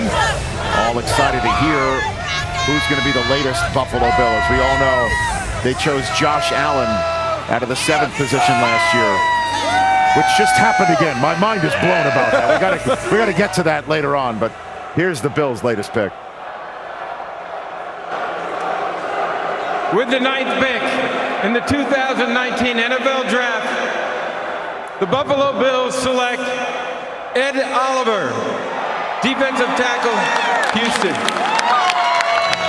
That was an easy one for the Buffalo Bills. Ian mentioned it. I had heard going up to 3 for either Quinnen Williams or Ed Oliver. And look, they were patient. They sat right where they were, and Ed Oliver fell right into their lap. They need some more pass rush. He's going to give them that from the inside, and they'll turn him loose. It was frustrating, Kurt, to watch him on college tape. They would play him head up over the center, line him up blocked, as I like to reference it. This guy's going to get in the gap and on the edge of a guard, and he's going to be a nightmare for teams to deal with. Well, I know everybody loved Quinnen Williams, and rightfully so. He was great. This guy reminded me more of Aaron Donald than anybody in this draft. He is explosive. He's low. He can play with his hands. I love this big. And as you said, he played out of position. And the thing we have to remember, too, right, is they play in the AFC East. What do we always say about Tom Brady? What gives him the most problems? Interior pressure, up the middle. Buffalo just got a guy that can create pressure up the middle. This is such a great look here. What do you think, Coach? Harrison Phillips from Stanford was drafted a year ago as well. A big physical guy, matched now with this speed rusher. The other thing that's really underrated about this guy, he's almost impossible to cut off on the backside of runs. He's a great pass rusher, a great penetrator, but you're running away from him, you can't cut him off on the backside. Your guy Harrison Phillips can do the dirty work, and they can cut him loose. Absolutely. He's going to be fun to watch. When he is rolling, he is dynamic. Inside, outside flex. You can play him up and down the line. line of scrimmage. I like talking to the old scouts, and they gave me John Randall. They said, forget Aaron Donald. He's not Aaron Donald. He reminds them more of John Randall. Here he is playing over the nose, a little stack and shed, get off a block, and make the play. You cannot cut him off from the backside. Trying to reach around and block him, you've got no shot. He's just too quick. He's too explosive. Now, how about the hands? You got any pop in your hands? Extend, separate, find the ball carrier, and finish with a tackle. And this is what he's going to get to do more of at the next level. Get upfield and rush the passer. I talked to some scouts went through there and said this kid was almost bored. He was so dominant early on in his career. It was almost like he was just looking at the watch saying, how much longer till I get to go play in the NFL so I can get challenged? Well, I mean, as we all know, and Buffalo Bills fans, I'm not telling any tales out of school, they're 3-30 versus Tom Brady. So they have a trouble beating Tom Brady and the Patriots. So maybe they should just, next time it's cold out, take Ed Oliver's jacket from him. And when he asks who took it, say number 12 took it. Go get him. I'm just saying. I'm just throwing. I'm Wind him up and turn him loose. Absolutely. Just spitballing. Just spitballing. The best available presented by the brand new Bud Light Lemon Tea. There's Christian Wilkins right there at the top for Denver to go grab. Could be Josh Jacobs or Devin Bush. 2 Michigan Wolverines are sitting up there as well. And if we're talking about, obviously, Dwayne Haskins, he's still sitting out there right now. And if Washington can wait for him to fall down, he's falling down the draft board. In terms of the Denver Broncos quarterback situation, as we all know, since John Elway brought Peyton Manning to the Mile High City, it hasn't been all peaches and cream, to say the least. Osweiler, Simeon, Paxton Lynch was a first-round selection that isn't even on the team with the team anymore. Same goes for a flyer that they took on Chad Kelly, who's Mr. Irrelevant. Back in 2017, the Case Keenum signing was a one and done. He's now sitting there in Washington, D.C. They're hoping that Joe Flacco, with his Super Bowl ring, can now come to town and do for them what Peyton Manning was able to obviously do. There's John Elway and the Honda War Room cam right there up on the screen. What do you think is happening in that war room right now there, Daniel? One of the things, Rich, that teams do is they track visits and they track private workouts. And I like to put those numbers together and see which position they focused on. And guess which position the Denver Broncos spent more time on than any other position? The quarterback position. So while it would shock me that they haven't even seen Joe Flacco function in this offense, that they would go try and get the next guy, they sure have done a lot of homework on this class. Yeah, I mean, I think there's a couple ways that they can go. They could go offensive line here. They could go defensive line. They've got 3 guys in Derek Wolfe, Shelby Harris, and Adam Gotsis that are in their last year of their deal. They're good on the outside with those rushers, but they might need to get somebody. You saw Christian Wilkins at the top of your board, maybe an area that they go. Well, the top signing for me this offseason for them was Vic Fangio. I knew exactly where you were going. Fangio, their defense was good. It just got better. He's going to put those guys in position to make plays. He is an attacking defensive coordinator, probably the best in the league, best defensive mind in the league. He's scary. Now you give them other weapons. Now are they going to go? They've got great edge rushes. Do they go inside and take another big inside guy, or do they go offense? That's completely up to them. Or even Devin Bush, if you think he can play inside with those guys on the outside. Talk about speed on a defense. He would be a great piece if you feel he's an inside linebacker. Think about Vic. We were together with him in Baltimore. You had him at Stanford, but in Baltimore you got to see Ray Lewis, the impact he has. With the 49ers, Patrick Willis, and the impact he can have. Last year he's got Roquan Smith with the Chicago Bears. Devin Bush might be a perfect player to fit in that Vic Fangio defense. For as much as we've been talking about what the Broncos might do, what they were doing on the War Room cam was trading the pick to the Steelers. It's got to be Devin Bush. That's perfect for them. Devin Bush. They have not replaced Ryan Shazier. Devin Bush has to be the guy. And the pick's already been made. And I got to tell you, in the 15-plus years that I've done this job, and trades happen all the time, and this is the first trade that happened tonight. We almost got out of the top 10 without a trade. Is now the next pick. The Bengals are on the clock. But the team that never moves up and down the draft board, where my card is clean, I'm never crossing anything out, are the Pittsburgh Steelers. They rarely make a move to go, as they just did, from 20 up 10 spots to the Broncos at 10. So we're about to get the pick, and you just think for sure this is Devin Bush. Look, when you make a trade, it's about supply and demand. There are two big-time linebackers in this draft. They're both Devins. We've seen Devin White. He's gone. Devin Bush is the last one there. They have to go get him. If they want to address that linebacker need, there's not another player in this draft at that position, in my opinion, that can come in and start for the Pittsburgh Steelers next year. This kid can. And you talked about Ryan Shazier. This defense was different with Ryan Shazier in the middle, going coast to coast. It's exactly what Devin Bush can do. One of the reasons why the pick hasn't been announced yet, perhaps, is because this pick was going to be made by Mean Joe Green in honor of the Walter Payton Man of the Year award presented by Nationwide. He was the winner of the award in 1979. He might have been just chilling out thinking he's got 10 more picks to go. They're like, where's Mean Joe Green? We got to get him on the stage. I'm sure that's what's happening now. They found him. Here we go.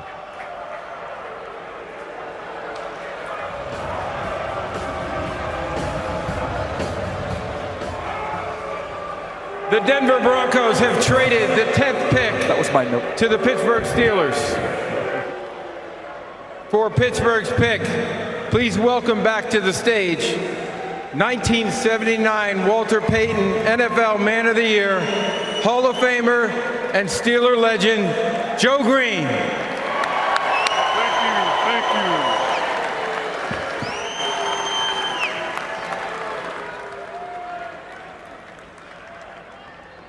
With the 10th pick in the 2019 NFL Draft, the Pittsburgh Steelers select Devin Bush, linebacker, Michigan. There you go. Devin Bush, to be honest with you, one of the fastest players at the position I've seen since I've been watching Michigan, since I went to the school there in 1986. And he's going to go out there, and if you try and mess with him pregame, he's going to stomp on your logo, and he's going to go hunt somebody down for you. I also like his outfit right here.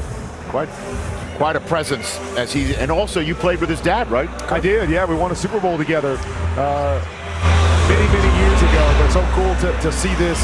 I think it's a perfect fit. We talk about them jumping up. Cincy was another team that needed a linebacker. He would have been a great fit if Cincy was coming up next. They jumped their rival to get the player that they wanted. I think it's funny that Jim Harbaugh's favorite player is now John Harbaugh's least favorite player when he's going to go up against Lamar Jackson, chasing him all over the field. Look, there are two big-time linebackers. I don't think there's much difference between Devin White and Devin Bush. What do you love about him? It's pretty simple. You start with leadership at that position, which is huge. Twitch up, explosive. If you've seen Denzel Perriman, some of the hits he delivers, Devin Bush does the same thing. He's just a faster player. A chance to roll the tape and look at him. Watch him in man coverage. Watch his ability to run right here. Get over the top. Close that space in a heartbeat with his burst and range. Now, how about the instincts? Can you sniff out a screen?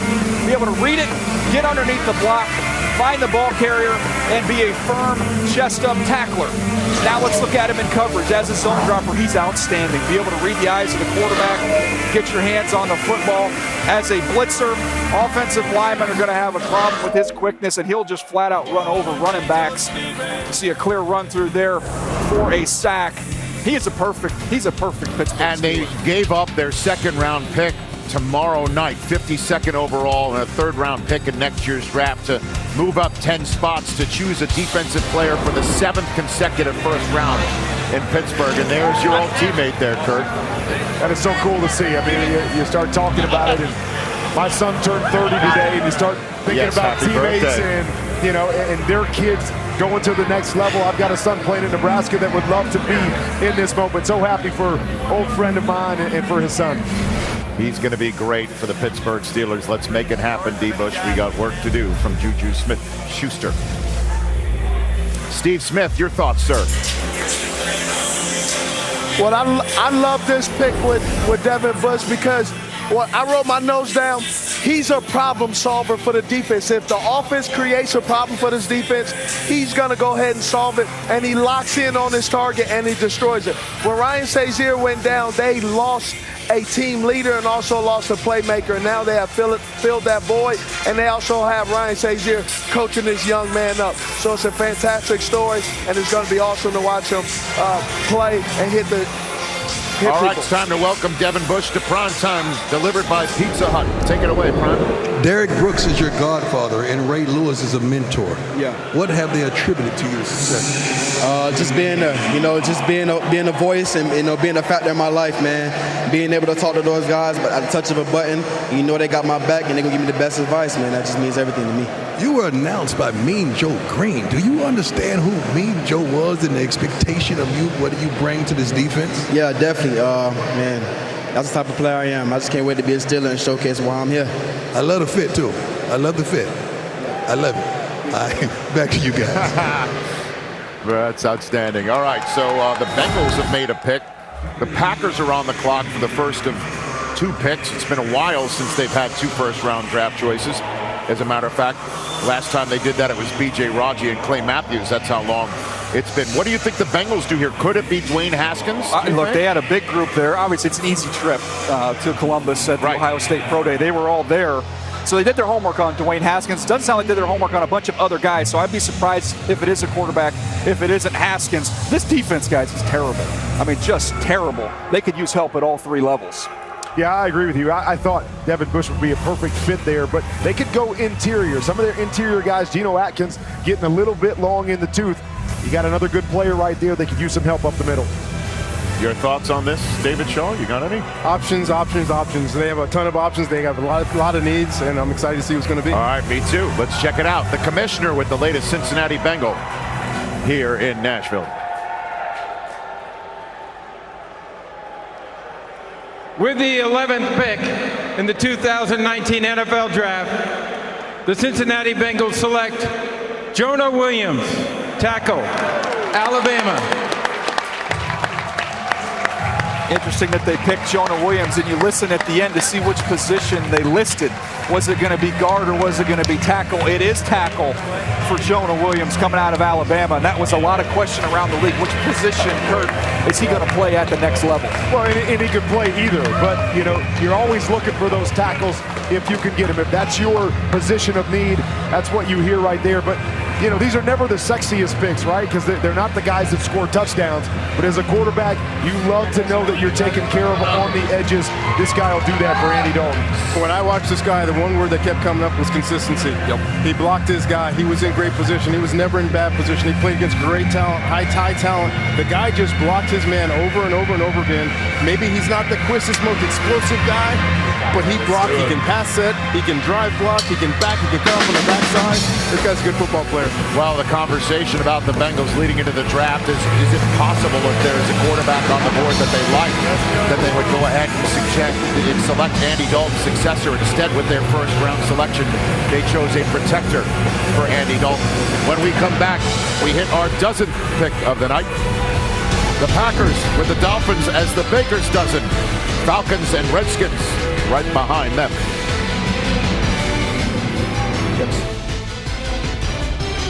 The 2019 NFL Draft is brought to you by the rugged, all-new Honda Passport and by FedEx. Possibilities, what we deliver by delivering.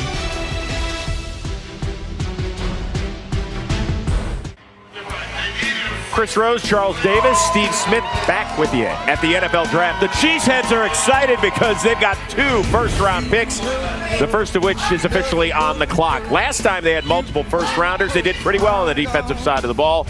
B.J. Raji and Clay Matthews. They each won a Super Bowl with the Green Bay Packers. Before we get to that, Dwayne Haskins of The Ohio State University still in the green room. Charles Davis, Kyler Murray went 1 to Arizona. Daniel Jones 6 to the New York Giants. Are you shocked?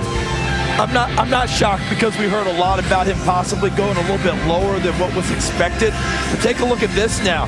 The Giants took their quarterback at 6 in Daniel Jones. Denver traded their pick away. They were a likely quarterback team. Cincinnati, we thought for sure would be a quarterback team with their new head coach. They took Jonah Williams from Alabama. Miami, I think, is unlikely. Washington may be able to sit right there at 15 and take Dwayne Haskins as Buffalo sat there and got their guy in Ed Oliver. They may not have to make a move, Steve Smith, going into this. Yeah, they may not. They're definitely not going with quarterback. But the guy that I can say is Rashan Gary. He He's young, but he's also a guy who has a lot of room to grow. So he can be a guy, they need an edge rusher, they need to get some pressure. A great offense is an extremely aggressive defense. So we'll see, but I believe they could go defensively. By the way, Dwayne Haskins not in the green room. He is at home. However, we understand he's sitting in a room that is green. Here's Commissioner Goodell with the pick. With the 12th pick in the 2019 NFL Draft, the Green Bay Packers select Rashan Gary, linebacker, Michigan. All right, so there's Rashan Gary, who's in Ann Arbor, Michigan, and he is emotional. His dream is coming true. Talking to Packers brass right now.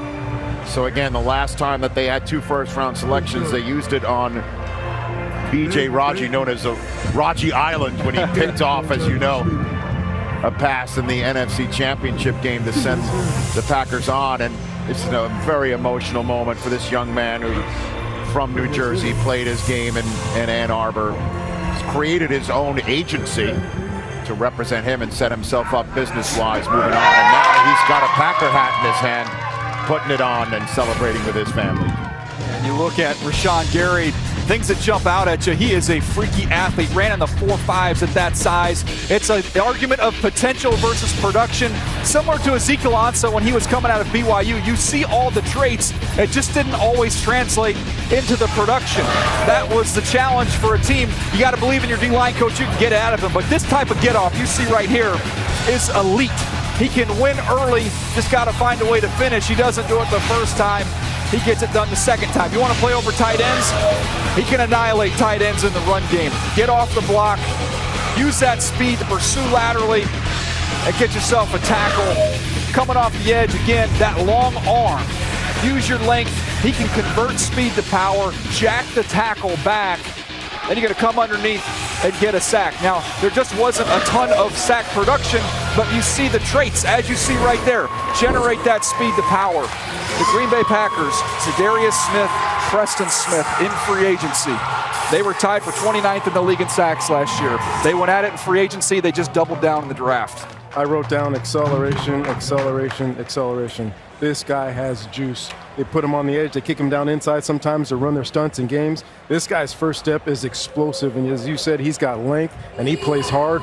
There's about 3 plays I had to rewind again. I saw him, the ball got past him, flip his hips and run down the field and run down running backs from the backside. This guy's got a chance to be really, really good. So we turn from a Wolverine to a team owned by one, looking at the Miami Dolphins. And we're going to take a break when we come back and wonder what's going on with the 13th overall pick. Ah, yes. Fans of all shapes and sizes. Dolphins, Falcons, Redskins, Panthers still to come.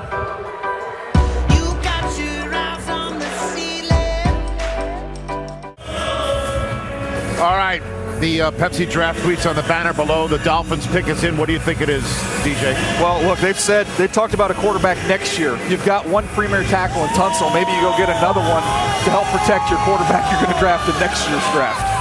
All right, we'll find out what it is as we're already 2 minutes into the Falcons being on the clock here in Nashville.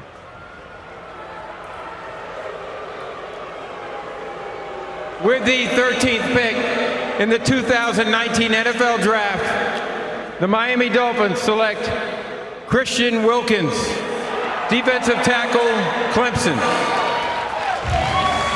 There's some value for you. He's my 7th overall player in this draft. I did not think he would end up falling all the way down there. That's why I ended up putting him in my mock draft with the Miami Dolphins, just because the connection. His defensive line coach for the Miami Dolphins, Marion Hobby's a guy who coached him at Clemson, so had knowledge of Christian Wilkins and what he could do. So that's why I put him to Miami, but if you asked me and gave me some truth serum, I said there's no way this kid's going to be there. He actually was. Well, you mentioned your favorite player in the draft. This was my favorite player in the draft when I watched him. The way he plays, his athleticism, his get-off, his toughness, his leadership. And I have to mention, he won the academic Heisman this past year. The Campbell Trophy Award named after a good friend of ours, Bill Campbell, who passed away. This guy's got lateral quickness. He is so active. You talked to Dabo Sweeney. This is one of the heartbeats of that football team. We talked about him earlier. Just coming back to this senior year with the mindset and the mentality to lead his team to a national championship and to to be a great player, and he's 2 for 2 there. So all 3 teams trying to dethrone the Patriots in the AFC East went defensive tackle in the first round. Quinnen Williams, Ed Oliver, and now Christian Wilkins. That's the point Kurt was making, that interior pressure. Quick feet and hands. He's dominant on the backside as a run defender and reminds me a lot of Gerald McCoy when you study him on college tape. Ultra athletic. The range for him as a defensive lineman to play inside out. He slips blocks. He's not going to be a real overpowering player. He's going to beat you with his quickness, push the head down, stay on your feet, and then as a pass rusher, he's got a quick first step, and my favorite scouting term, Coach, he's got tremendous wiggle. Oh, there's no question about it. This big guy can hop down and do the splits. He can Look out! The commissioner went to self-preservation mode right there for a minute, but this guy, I made a 9-clip tape to show my defensive lineman while I was doing this guy, to show these guys this is how the position is played, with effort and technique. I know we're switching sports, but that's a new blocker charge for Rex Chapman on Twitter right there. Welcome to Prime Time, presented by Pizza Hut. Take it away, You're Dion. smart, intelligent, quick, savvy, fast, and you almost took out our commissioner. What was that about? Man, I'm just so excited, man. This is awesome, man. I just can't wait to, become a part of the fraternity, man, of the brotherhood of guys that make it to the NFL. Man, this is really special, and I'm just ready to, be a trendsetter, be ambassador for this league. You wore the number 42 for a specific reason. Yes, that's right. We're 42 to honor my grandfather. He meant so much to me, and I'm going to continue to honor him each and every day. We appreciate you, man. Hey, thank you. I cannot wait to see you get down. Over to you, Steve. Well, I really love this pick because he relies on his quickness. He has active hands. Right now, you don't see the potential, but the potential I see, Coach said he has a lot of wiggle. It reminds me of KK Short for the Carolina Panthers. What you saw earlier on when you picked him and what he is now, he is a staple on that defense. He is a guy that gets over in the top. They use him on offense. He's not a blocker. He's the running back in the goal line. I love seeing that because that tells you how much athleticism he has, and he can catch the ball. There's not too many defensive tackles that you're watching them run go routes in the middle of the field. Hell, it's not even a lot of wide receivers that can catch the ball as clean as him. Back to you, Rich. All right, thank you very much, Steve Smith. So let's see that one more time from a different angle. Look out below. Look out below. He's all fired up to be in the National Football League. Oh, one more angle. Look out. That is, I'll say he took the charge. I'll say he took the charge. I will say that. All right, so the Atlanta Falcons pick is now in. The Redskins are on the clock. We're assuming the Falcons aren't taking in Dwayne Haskins. So Haskins, who grew up in the Mid-Atlantic and knows that area, it's possible that Washington didn't have to trade up to get Haskins, and that's the decision that they have to make right now. And Ian Rappaport's going to join us shortly with an update on what's going on with Haskins. And also Josh Rosen is still out there to be had. The Giants are out of that market. They drafted Daniel Jones. You got to wonder. It's a game of musical chairs, and the chairs are filling up with quarterbacks. Right. I believe the leverage continues to disappear as all these teams find their guy. But don't you think if you have to offload Rosen tonight to get draft choices now for your new coach and your rookie quarterback? And I mean, don't you think that's got to be the case? Josh Rosen's had perfect attendance in the offseason. I'm going to bet that does not continue if he's still on that team. Yeah, it's just a fascinating development what's going on there, and we'll keep an eye and we'll get the latest on Haskins and Rosen in a moment. But let's get the latest pick in the 2019 draft, and the Atlanta Falcons are going to make this choice right now, 14th overall.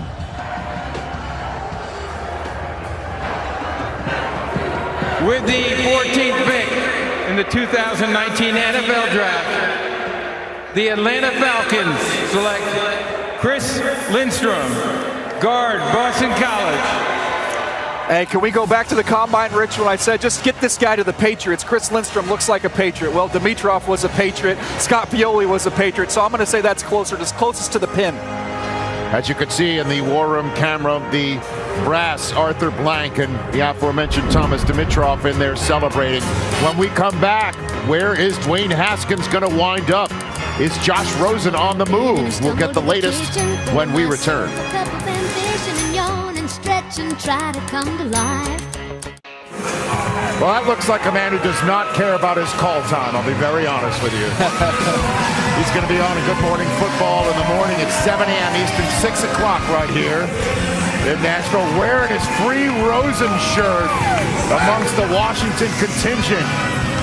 Could Washington be in the market for Rosen? Could they possibly be in doing that? I mean, as we're looking at the Washington draft party right now, Ian Rappaport, what is the latest with Rosen as well as Haskins and the Washington quarterback hunt? And against the Washington Redskins are considering two options. One, taking Dwayne Haskins from Ohio State right here, who actually considered trading up for, or waiting, taking an edge rusher, and maybe go with someone like Jared Stidham or Ryan Finley in the later rounds. Here's an important note. If they do take a quarterback right now, it means the Josh Rosen trade market is almost dead. Clearly the Redskins, and obviously the Giants, not trading for Rosen. That's for sure. We got to figure, could they possibly keep both? I mean, is that a real possibility? I mean, that is a really, really hard thing to do, especially for two young guys. I think that would be difficult. But when we think about the trade market, maybe not teams that need a starter next year, but what about the market like the Chargers? The Chargers or the Patriots to go get their next guy in waiting, maybe a guy that they had graded really, really high a year ago, won't have to give up a #1 pick because there's not a big market, maybe can steal him with a 2 or a 3. Phillip Rivers going into the last year of his contract, and when you look at Big Ben getting about $34 a year, Chargers are going to have to pay Phillip Rivers a ton of money. One of the other things about Josh Rosen, we've talked about it, 3 years, $6.2 million. To me, that makes a lot of sense. At least you have him as an insurance policy in case you couldn't get something done with Phillip Rivers. But you called Chargers games. You think they really have an appetite for moving on from Phillip and signing Josh? I don't think you move on. I think with Josh Rosen, you've got 3 years of control going into that 4th year as well. So you've got plenty of time, and I don't believe it's going to cost you that much. So you signed Phillip for all that money, yes, and you could still have a cost-effective guy. Cost you nothing. See what happens. I mean, it really is remarkable. Here we are in the middle of the first night of the draft, and after choosing Murray, Rosen is still on the roster of the Arizona Cardinals. And skill set-wise, the Chargers and the Patriots make a lot of sense. You don't have to tweak the offense for a guy. Josh Rosen has elite arm talent, and this guy can stand behind one of those two great quarterbacks and learn how to play this game behind those guys. It could be great for him. And if the Broncos are in the market for Rosen, they just acquired a second-rounder from Pittsburgh to allow them to get up to trade Devin Bush. But you also have to wonder if even that would be the price for Rosen because of the leverage play that's going on right now. All right, meanwhile, back at the draft, here is the DC pick. With the 15th pick in the 2019 NFL Draft, the Washington Redskins select Dwayne Haskins, there it is, quarterback, Ohio State. He is from Maryland. As you can see, he's Maryland through and through. The Terrapins wanted him to go to school there and play at Maryland, but Ohio State came and got him. And after leaving Ohio State, he goes home. As you can see at his draft party at a bowling alley in Gaithersburg, Maryland, the folks there know who Dwayne Haskins is and have known who he has been for quite some time, and he has to be thrilled to be the guy going home, the choice of the Washington Redskins. And no doubt in that division, the Giants were aggressive. The Redskins remained patient. They got their guy. Ideal size and frame. What you love about him, he throws with accuracy and anticipation. The knock, it's been out there through this whole process. A little lack of mobility and some playmaking. But when you watch him scan the whole field, his eyes working through progressions so quickly, and the ball pops out of his hand. Now, can you drive the ball on these cover 2 hole shots? Be able to read that corner, read the coverage, and you got to be able to drive that ball and squeeze it in. Good read, accurate ball. Now we get into the touch. This is a back shoulder fade to keep this game alive on the road against Maryland. That was a huge play in that ball game, and this was the one that would go on and win it. Not the most mobile guy, but this is a good example of his toughness, fighting for that extra yard down there in the red area. My concern, it's not that he can't roll out or run read option. It's when he gets moved off of his spot a little bit. His eyes tend to be ahead of his feet. He's got to get his feet connected with his eyes. That's going to take a little bit of time. And Kurt, I don't think he's going to have time. I think he'll trot out there week 1 with the starters in Washington. I agree, and mobility isn't everything. You can still play this game without mobility. But what I tell you what I love about this guy is when you watch him on film, it's the second level throws. I always believe great players at that position make the second level type throws, and you're gonna see one right here. Look at this up over touch, right on the money, giving his guy a chance to run after catch. But you see this over and over again. We're gonna hold the free safety right here, then bang, he's gonna drive this post into tight coverage on the money. You see the ability, once again, up and over. Where do we say? Throw these things high, right at the face mask, where your guy can shield the defender. But you see it over and over again. The 15 to 25-yard throw here. I like this. Get it up and down. Can you get it up and over those linebackers? A bigger margin of error. This kid can make those throws down the field. I think you're right, DJ. I think he is going to be a day one starter for them. They still need to get him some weapons to be able to make some of these throws, but I like the fact that he made those consistently. You put on the tape, there were big play after big play with Dwayne Haskins behind center. Coach, I want to get your opinion on this. When you've got a guy who hasn't played a lot in college, is it better for him to just get on the field, or is it better for him to sit? That's an organizational decision, but I tell you what, this guy's got all the tools to get out there and go play. And you talk about how we can drive it, but there's also not a big throwing motion. This is a quick, tight motion. This ball gets out quick. The thing I love about him also is he's very, very composed. He's very composed. You talk about all the ups and downs this Ohio State team had with Urban Meyer having to leave for a while and come back. This guy was a stabilizer. This guy was a man. He stood in that pocket when all the things were flying and all these things were going crazy. That Maryland game was unbelievable. This guy came back play after play after play. And I love the combination of Urban Meyer's kind of a spread offense with Ryan Day's new offense. This guy made it all look really, really easy. It was seamless. Well, in terms of the games that he played this year and looked great, and I appreciate you choosing the Maryland game to point out. I thought about I'm just going to leave it at that. I really did. So a Gruden did get Dwayne Haskins tonight. It's not John, it's Jay, and he adds Haskins to the mix of the old and the new and the young and the restless there in Washington, D.C. Chris Rose, take it away. All right, Rich Eisen, thank you very much. Played his high school ball in Maryland, but grew up in New Jersey as a Giants fan. He admitted in December, longtime Giants fan. Now he's going to try and beat him twice a year. Steve Smith, good fit here? Oh, I think it's an excellent fit. And also, too, we talk about the lack of mobility. Well, one of the things with the lack of mobility is because he keeps his eyes down the field. So my comparison is to Dan Marino. He's not known for mobility, but he has a rocket. He can throw the ball. Look at him. Put the ball up there where only the wide receiver can get it. And then all of a sudden, bang, Dan Marino doing the exact same thing. Not really looking to run, keeping his eyes down the field and throwing a catchable ball to the wide receiver. I love this pick. And head coach Jay Gruden now has a rookie quarterback to work with. Does that buy him more time as a head coach? That's going to be one of the questions I'm sure he will ask management. But as they say, this guy will probably start day one. And the good thing, Adrian Peterson, Darius Geis, Vernon Davis, Jordan Reed. That'll help a rookie quarterback. Up next, Steve's old team, the Carolina Panthers. With Here's the commit. 16th pick in the 2019 NFL Draft, the Carolina Panthers select Brian Burns, defensive end, Florida State. Brian Burns was a name I heard come up over and over again over the last week. Teams that were down towards the bottom of the first round were talking about trading up. Some teams early in the draft were wondering how far they could go back and still get Brian Burns. He's got the best get-off, quickness in this year's draft, coming off the edge. The question was the weight. He played in the 220s. He shows up at the combine at 249, and that was a big feather in his cap that teams were able to get past that weight thing, Coach. The guy that people kept saying how light he was when he came out of college was Javon Curse.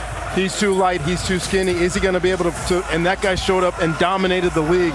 I don't know that this guy's that type of a player, but that's what I kept thinking when I kept watching him. You were 100% right. This guy's got a first step that is beyond anybody else in this draft. It is quick, it is explosive, he is long. You see how thin and long he's built, but this guy can get around the edge in a heartbeat. Spider-Man is his celebration, Kurt. So he just gave a little Spider-Man there with his hands. That's what that was. Yeah, I like it.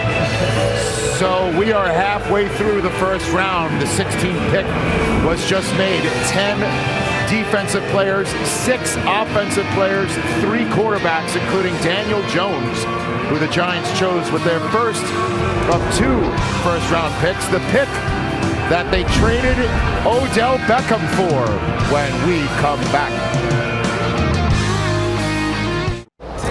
All right, so it was about 2 hours ago when the Cardinals were first put on the clock, and then Kyler Murray was in fact the first overall selection of this year's draft.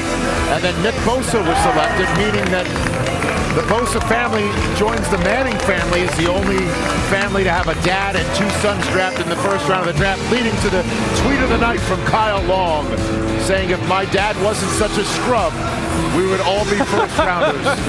Shaking my head. You know who would have loved that tweet would have been Mayock. And it's a kind of a good thing that Mayock's not on the set for this year's draft, because if he was, he would be furious at how loud this band is right now, that we can't talk about the kids, we can't even hear ourselves, and then he'd probably say the music's not even any good. We're channeling your spirit, Mike. Miss you, Mike. Ian Rappaport, what is going on with Josh? Well, Rich, as far as I can tell, there are only 2 options right now for the Arizona Cardinals and Josh Rosen. One is to trade him to the Miami Dolphins, who, by the way, have been doing a lot of film work on Josh Rosen, not just for the last couple of days, but for the last couple of weeks and months. The other option is the Cardinals should just keep him, have these 2 guys work side by side, and wait until perhaps training camp in the event of a quarterback injury, which no one wants, but it seems at least once a year there's something like that might be a chance for them to get some value. I don't even understand it if that's the way it goes. Obviously, there's lots of time tonight, and if they could only get a 2nd or 3rd rounder for Rosen, that trade could be made overnight as well to cash it in. This is what I don't understand, though, is they said the conversations were never really taking place. That doesn't make any sense to me. You should have tried to get this done before we arrived at this point, before we even kicked off the draft. That's the part that doesn't compute with me. Yeah, I mean, again, I don't know what to make of this. Again, if you're Miami, you can go get a Josh Rosen or whatever pick. He's not going to cost you much. You can still get another quarterback 2 years down the road if you don't feel Josh is that guy, because you've got a lot of building to do. And then, as we said, maybe one of these other teams that need a guy in waiting can go get Josh Rosen. But it is, you heard all afternoon, the phone wasn't even ringing. They weren't even really calling anybody to talk about a trade. Very strange.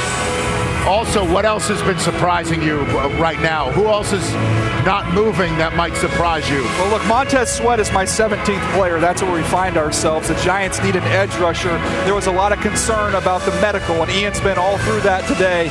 So our teams, is he on the board? Is he off the board? If he's on the board, he should go pretty quick. All right, so it's time for the Giants to use the pick that they got in the trade for Odell Beckham, sending Beckham to the Cleveland Browns.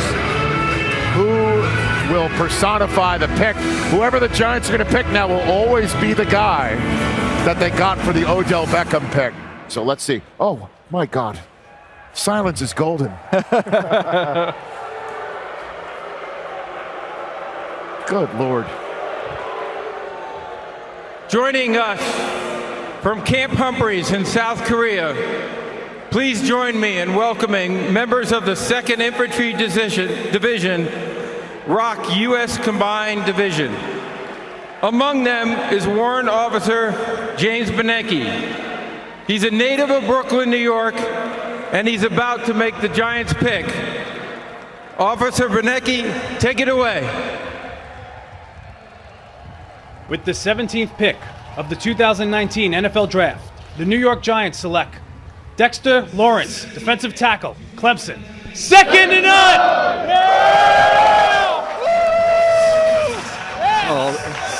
David Gettleman loves the big hog mollies. He got the biggest. The Dexter Lawrence at 342 pounds, a dominant run defender. In the pass game, he's going to be more of a push-the-pocket style. Reminds me a lot of a guy, Coach, you were around with the Baltimore Ravens and Haloti Ngata. He's that type of athlete at that size. This guy ran just over 5 flat when he pulled up before the finish line at the Combine. He can generate that pocket push. He came off the field a lot on 3rd downs because they had a race car package where they have so many talented players at Clemson. He didn't get the opportunity to rush. That was the only question mark. What kind of a pass rusher are you getting? But you look inside this division when you've got Ezekiel Elliott who can run the ball, the Philadelphia Eagles with a great offensive line, and now Jordan Howard, Adrian Peterson, Darius Geis. This guy will help in that department. This guy's special. He's from the same high school as Bryce Love. I went to go visit Bryce Love, and we went to the basketball gym and saw this guy. I saw him get a rebound, kick it to the point guard, and fill the lane. At 17 years old, I said, that guy's a first-round draft pick. I've never seen that before. He's unbelievable. That now makes Clelin Ferrell to the Raiders and Christian Wilkins to the Dolphins and Dexter Lawrence to the Giants. For the first time ever, 3 defensive tackles from the same school, Clemson, were taken in the first round of an NFL draft. The Vikings when we come back. All right, so we'll be back here tomorrow night. Well, some of us will be. I'm looking at you, Coach and Kurt. One and done. I'll be watching at home. You guys are doing a great job. I will be watching at home. DJ and I will be here with Joel Klatt and Charles Davis, and then we'll have a great time on day 3 as well. That's 7 Eastern, 6 locally here in Nashville on Friday night. The Vikings War Room right there. We have 1 minute till we hear from their pick. It's already in. And then the hometown Titans will be on the clock, which should make for an interesting scene here. Over 150,000 people, we are told, are on the street right now on Broadway right here in Nashville, Tennessee. I am Rich Eisen, again, joined by David Shaw of Stanford for an 8th straight year, Kurt Warner and Daniel Jeremiah right here live on the network. What do you think the Vikings are going to do here? In the last 24 years, Minnesota's only used 2 of their 27 first-round picks on offensive linemen. It might be time to change that and get some help for Kirk Cousins up front. Yeah, I would look O-line. Maybe an outlier could be a tight end. Get another weapon there because they got the receivers. The defense is stacked. But I'm with you. I think offensive line as well. Is that guy on the left a Vikings fan? I couldn't tell right there. He wasn't eligible for the tickets for 100 years thing? Got to be a finalist at least. Hey, man, just got to keep trying. Just got to keep trying. All right, the commissioner's coming to the podium right now, and then it'll be a fun moment here. The first Nashville draft will have the Titans on the clock.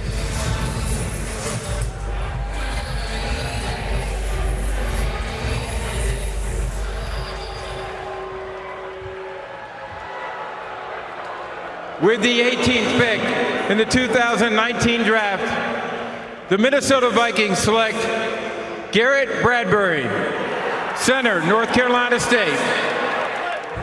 Well done.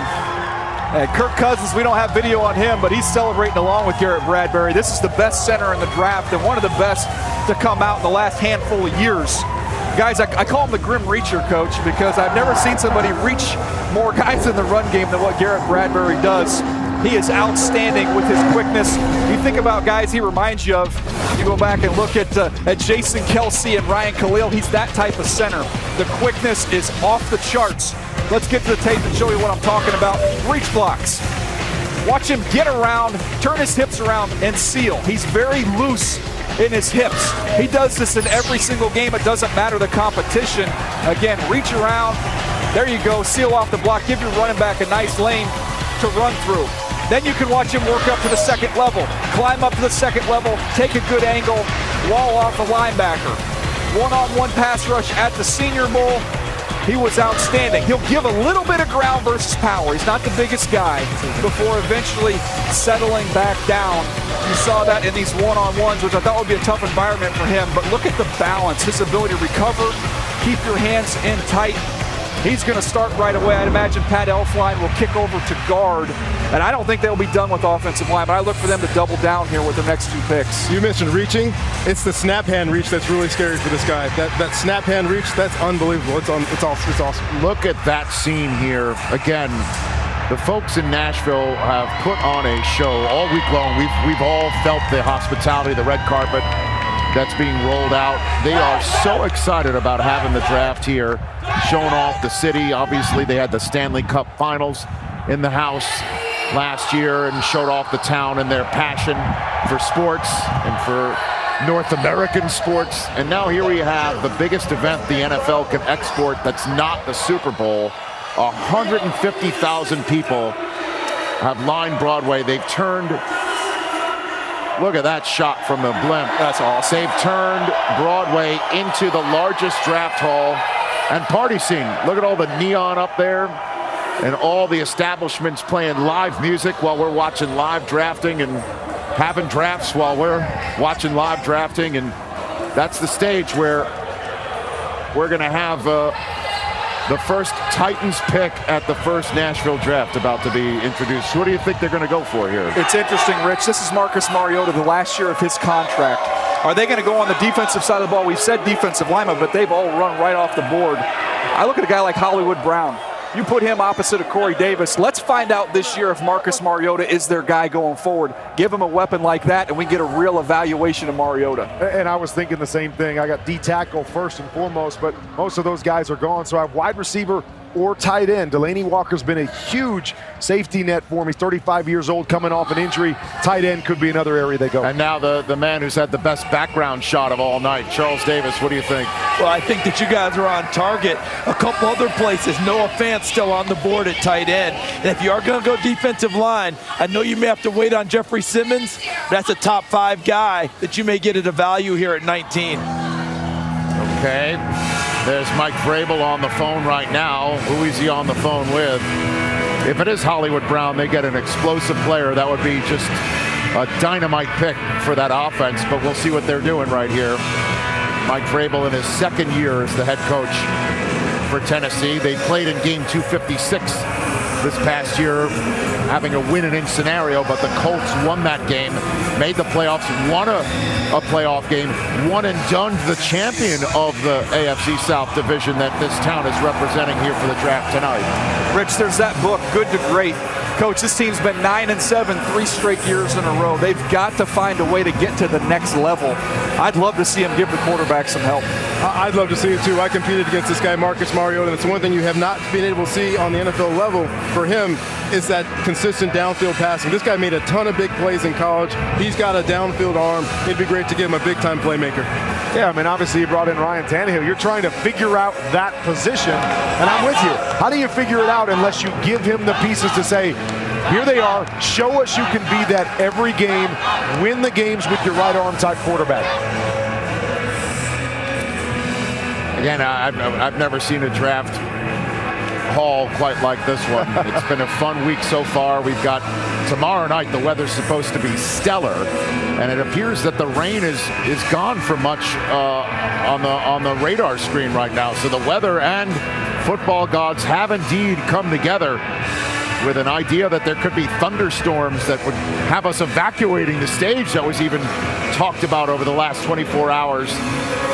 Other than just a slight downpour about an hour ago, it's just a party scene unlike any other. Elvis impersonators and Titans fans everywhere about to hear the pick of the hometown team. Going back to Mayock, he always did appreciate a high motor. He might appreciate that band more than you think, Rich. Is that right? I like it. Good call there, DJ.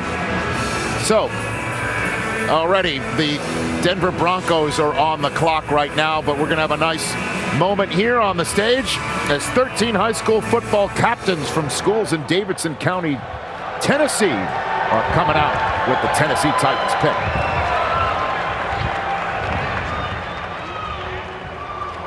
To join me for the Titans pick are 13 high school football captains from teams across Nashville. These teams represent Metro Nashville public and private schools in Davidson County.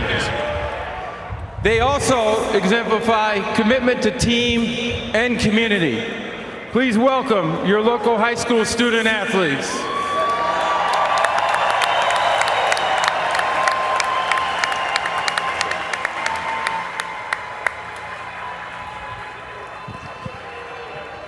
With the 19th pick in the 2019 NFL Draft, the Tennessee Titans select Jeffrey Simmons, defensive tackle, Mississippi State. Well, they went defensive tackle after all of our conversation about needing offensive firepower. What do you think, Daniel? Well, he's a top 5 player in this class. If he's healthy, if he doesn't tear his ACL, he'd have been long gone by now. This is a guy that can do everything. Fletcher Cox, haven't been around him with the Philadelphia Eagles. This guy's very similar to him when you study him on college tape. It's an interesting story. There was a video that surfaced of him as a big-time high school recruit. He was charged with simple assault in 2016 for repeatedly striking a woman. And then he was suspended for a game there at Mississippi State. Every scout that I talked to that went through the school said everybody raved about this kid. They've never had one issue with him. Academically, he was perfect, treated everybody with respect. They couldn't have given him any higher praise, and every team I talked to had moved to a place where they were comfortable where this kid is at as a human being. But there's no question he is a dominant football player. They're just not going to see him right away. Ian Rappaport, what can you add, sir? Video which showed Jeffrey Simmons striking a woman before he was enrolled at Mississippi State was part of the evaluation process for every team. Mississippi State could not have spoken more highly of Simmons if they had tried. Now, from my understanding, he was extremely honest about this video, what led him to hit this woman, protecting his sister after someone said something to her that is as bad as you could possibly imagine. It does not excuse anything, but it got teams to a point where they felt comfortable taking Simmons. All right, thanks very much, Ian, for that 2 cents. So a defensive tackle here for Tennessee. And now the Broncos are on the clock for the second time tonight. They were on the clock at 10, and with 2.5 minutes to go in that segment, they traded their pick to Pittsburgh, who moved 10 spots to take Devin Bush from Michigan. So for that, the Broncos have the Steelers' second-round selection, 52nd overall, in their back pocket for tomorrow night. They've got 2 second-round picks. So for the second time tonight, we peek in and see John Elway at work, figuring out what to do there. Vic Fangio, the new coach of the Denver Broncos, with that defensive pedigree. Again, you know him so well. David Shaw, is he pounding the table for another defensive player to go off the board here? What do you think? He is an aggressive human being. So whether it's offense or defense, no matter where it is, he wants a guy that attacks the other team. That's his mentality. I know John Elway's fired up to have him because that's the mentality they want to have as an organization. They want to get after people. They're in a competitive division, and they want to win it. Yeah, look, you got to also keep in mind the Chris Harris situation, and what does that mean going forward? He's not happy right now. He wants a new contract. $15 million or trade, correct? Yeah, we haven't had a corner go off the board. They're all there. So if you have your number one corner, you got a shot to take him right here. But I revisit what we talked about earlier. They did all their homework on this quarterback class, so I wouldn't completely rule that out. We've still got Drew Lock hanging out there. Yeah, and I look at this, and we're kind of in the same boat, right? Interior defensive linemen, pretty much gone. Interior linebackers, pretty much gone. You could go offensive line in the interior, something that they need. Possible tight end here, but I like the cornerback call. All right, so we're going to take a break, and when we come back, we will get the Denver Broncos pick, unless they trade out once again. The Seahawks are right behind them. They have 2 first-rounders. The Ravens and Texans will have their say here in Nashville when we come back. As you are watching the NFL draft at home tonight and saying, that looks like an amazing scene, you're right. Actually, it's even better than that. Live from Nashville, the Denver Broncos on the clock at pick number 20. The Steelers traded up with them to move up 10 slots, so the Broncos going at it right now. Coming off consecutive losing seasons, guys, for the first time in 47 years. Steve Smith, what do they do? Well, you got to look at it. They got Chris Harris Jr., his situation. He wants to be traded or paid. I think they could go corner. I think DeAndre Baker from Georgia, he can play in zone. He can also play man-to-man coverage. He's very smart. He works his butt off. He's quick. He attacks the ball like a wide receiver. I agree. I like that pick for them with their situation in the back half of their secondary. Yeah, and just think about the division that they play in, having to deal with how those guys put the ball in the air, and you got to deal with Patrick Mahomes in Kansas City wide open. Vic Fangio, the new head coach, remember he rebuilt secondaries everywhere, did that in Chicago as well, and they have their pick of cornerbacks right now. Quinnen Williams, a long ball-hawking corner from LSU. We'll see if they decide to go corner. Let's head out to Ian Rappaport. Ian, 3 quarterbacks already off the board. If Drew Lock does not go here, what happens to him? If he does not go right here, he could fall all the way perhaps to a team like the Los Angeles Chargers, who did a bunch of quarterback work. They have Phyllis Rivers, obviously, latter stages of his career. Otherwise, it could be tomorrow for Drew Lock. All right, Ian, thanks very much. By the way, I should know better during the NFL draft when I've got such tunnel vision to talk hockey.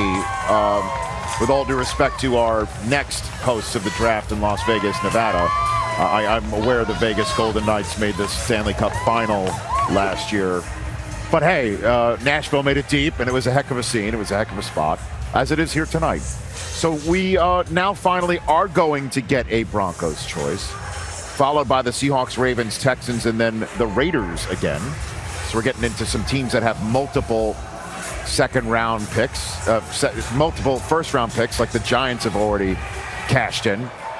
Here we go. Here's the commissioner with the Broncos pick. With the 20th pick in the 2019 NFL Draft, the Denver Broncos select Noah Fant, tight end, Iowa. Tremendous value here, Rich, to have Noah Fant still available at this point in time. And Joe Flacco, you go back and watch him when he was at his best. Dennis Pitta was his guy. He loved throwing the ball to the tight end. Now he's got an explosive tight end who's going to be able to scream down the seam. You're going to use him on those deep over routes, Coach. He's going to be a weapon in the passing game for Flacco. No question. I watched this film. I thought about Jimmy Graham. I thought about Jared Cook from the Oakland Raiders. It's now at the New Orleans Saints. This guy is a mismatch. He is an issue. He is tall. He is long. He is fast. He is physical. This guy on little nickelbacks or on safeties or on linebackers, this guy's trouble. Big quarterbacks love this guy down the middle of the field. Yeah, I thought Jared Cook as well. Maybe a little smoother than Jared Cook. He could go and move to the outside. You can line him up, not necessarily an inline blocking tight end, but as a wing tight end that you can get him into the secondary. But he is a mismatch because he is so athletic, DJ. You look at his height, weight, speed, you know who he compares favorably to? It's Vincent Jackson, the wide receiver. That's what type of skill set he possesses. Well, Fant had an incredible combine, and now here he is as the 20th overall pick in the draft, going to the Denver Broncos. When we come back, the first of two first-round choices for the Seahawks. The 2019 NFL Draft is presented by Verizon, America's most reliable network. And brought to you by Bud Light, brewed with no corn syrup, no preservatives, and no artificial flavors. All right, check out the Pepsi Draft tweets on the banner below. While we were in commercial break, an interesting occurrence.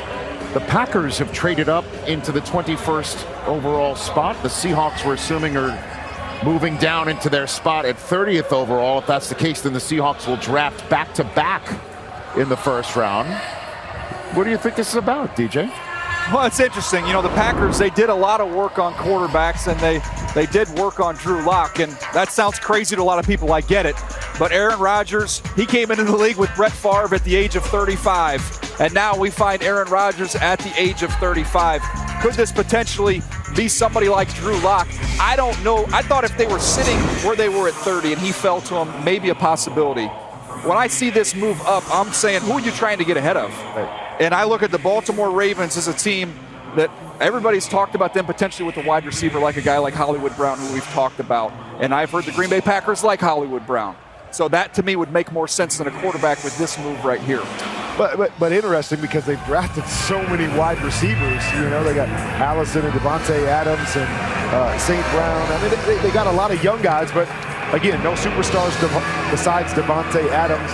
And we talked about getting Aaron Rodgers more weapons to be more explosive offensively, so I could see that happening. Well, yes, I was correct in assuming that the Packers moved up from 30 and they swapped spots with Seattle going down to 30 from 21, and for that right to give that to Green Bay, they get 2 fourth-round picks in this year's draft on Saturday. And for Seahawks fans who might think they're saying, why would they do that? Why would the team do that? Well, after tonight, they had only 3 draft picks for the rest of the draft after tonight.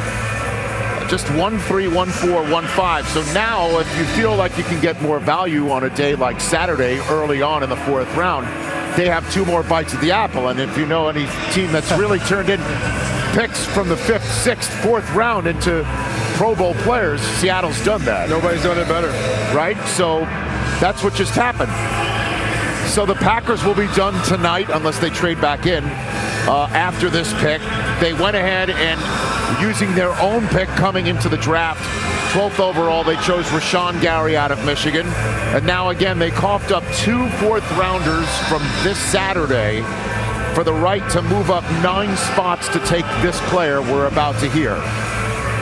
So the commissioner's about to come out And it would be, Hollywood Brown would be a nice gift for Aaron Rodgers on his 35th birthday, basically. Just looking at best available players, we've got Andre Dillard, Jawan Taylor out there as well, and I heard some talk about them wanting to upgrade that offensive line. Certainly a lot of injuries on the offensive line the last couple of years. Certainly when you know that the Texans are coming right around the corner That's as well. why I keep thinking, who do you have to get in front of? And the Texans is a great point, because we know they need a tackle. Thank you. And I think you've made great points tonight too, DJ. Here's the commissioner. The Seattle Seahawks have traded the 21st pick to the Green Bay Packers. And with the 21st pick in the 2019 NFL Draft, the Green Bay Packers select Darnell Savage, defensive back, Maryland. Turns out we both made terrible points, Rich. Darnell Savage, explosive. You can play him all over the field. He ran in the 4.3s. He is always around the football. Now, this is a guy, you talk about a late riser. The buzz really started to build over him with the last week. Watch him flying around the field at the line of scrimmage. From the backside, you'll see that speed show up. You love the toughness that he brings to the table. Close that back door and finish with the tackle. See him undercut the route right here. Find and play the football. You can use him to cover some in the slot. He can play the nickel. He's that athletic. That 4.3 speed translates. And how about give me a little something on special teams? Don't just block it, scoop it, and score. He's a fun player to watch. The rest of the league, for a long time, Charles Davis had him as a second-round pick. And over the last 2 weeks, people started saying, what's wrong with this kid? He's going to go in the first, and that's exactly what happened, CD. And DJ, it's the suddenness that you're talking about, right? You're talking about the aggressiveness in the secondary. But for me, it's the suddenness in showing up on plays, getting to the football, getting around the football, as you mentioned, in the run game as well. That's what I liked about this kid, the way he closes on all plays and plays every single play with a great amount of passion. And the Green Bay Packers over the years have been trying to get this secondary right. How many guys have they drafted in recent years? This is a great time for them to take another shot. Here's Darnell Savage getting his opportunity in Green Bay. Well, the Baltimore Ravens have just traded down. The Eagles just traded up into this spot. So the Eagles move up from 25 to 22. Ravens move down from 22 to 25. And for that, get a 4th and 6th rounder from the Eagles in this year's draft. So just to make sure I'm not a liar about that information, put it up there graphically while you wonder, DJ, what's going on. Two guesses from me. Make Rich's point for him that he just made before, right? Yeah, exactly. To me, Andre Dillard being out there, and you look at Jason Peters and his age, finding a replacement for him. I don't think they imagined Andre Dillard would be within striking distance. That would be my first choice of what they would do. The second choice, if they do believe the Oakland Raiders are going to take the running back Josh Jacobs, I could see them trying to leapfrog them. But that's not Philadelphia's way of doing business. They always go big in the first round. I think the best pass protecting tackle is still on the board. And I tell you what, Jordan Howard, who they got in the trade, I think is one heck of a football player that wasn't utilized right last year with Chicago, but he showed first couple years of his career, 1,000-yard back-to-back seasons. Hit you. He is a good back. I don't know if you have to go and reach for a Josh Jacobs here. Look, tackle just makes all the sense. It does make. Yep. I like both these tackles. I like Jawan Taylor. I like Dillard also from Washington State. These two guys can really pass protect. Okay, so now we've seen a nice little run on trades here all of a sudden. We only saw one between the Steelers and the Broncos, and that was for the 10th overall pick. But now we've gotten two trades with the Packers and the Seahawks, and now the Ravens and the Eagles. We'll find out what's going on as the Texans, as the Eagles are now on the clock right now. Charles Davis, let's get your 2 cents here, sir. I love the idea of going big with one of those offensive tackles, but they flip it around on defense. We haven't had a safety come off the board yet. And someone to pair back there with Malcolm Jenkins, with Rodney McLeod coming off of injury, that might make some sense as well. I mean, I take it back. Savage came off the board, but we haven't had that real run on defensive backs yet either. Well, I mean, I'm looking at your top 50 board.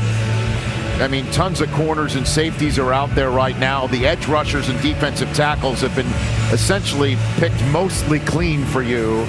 Nobody's taken a running back or a wide receiver yet, and we're at the 22nd overall right here. We said the value was 20 to 40 with the wide receivers and the corners.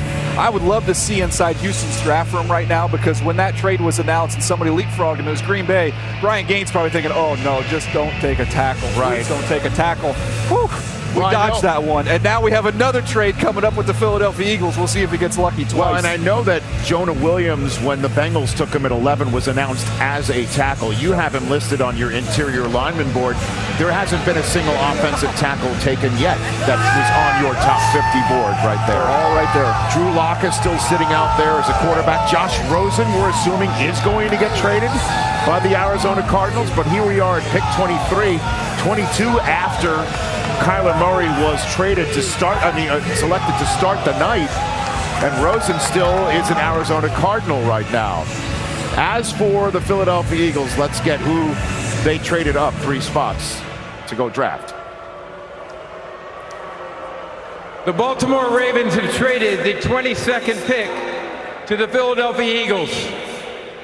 With the 22nd pick in the 2019 NFL Draft, the Philadelphia Eagles select Andre Dillard, tackle, Washington State. I'll tell you what, there's less room for error with the Philadelphia Eagles. Nick Foles, their in case of emergency break glass guy, is gone. They've got to keep Carson Wentz upright and keep him healthy. This ensures you'll see a smooth transition whenever Jason Peters slides away. This guy's going to plug right in, and he's going to take over right where Peters left off, Coach. I watched this guy for years, and this was my top tackle in the draft. His redirection on pass protection is uncanny for a guy his size. When you try that up and under move, he can reset right back inside. He's got long arms. He can punch.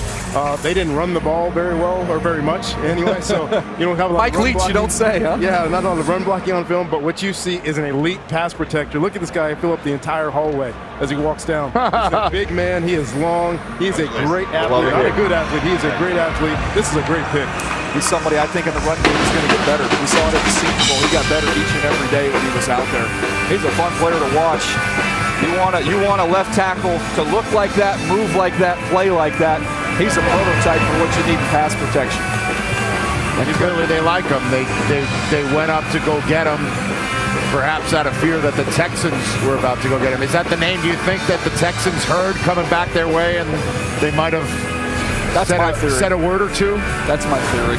Andre Dillard, easy mover.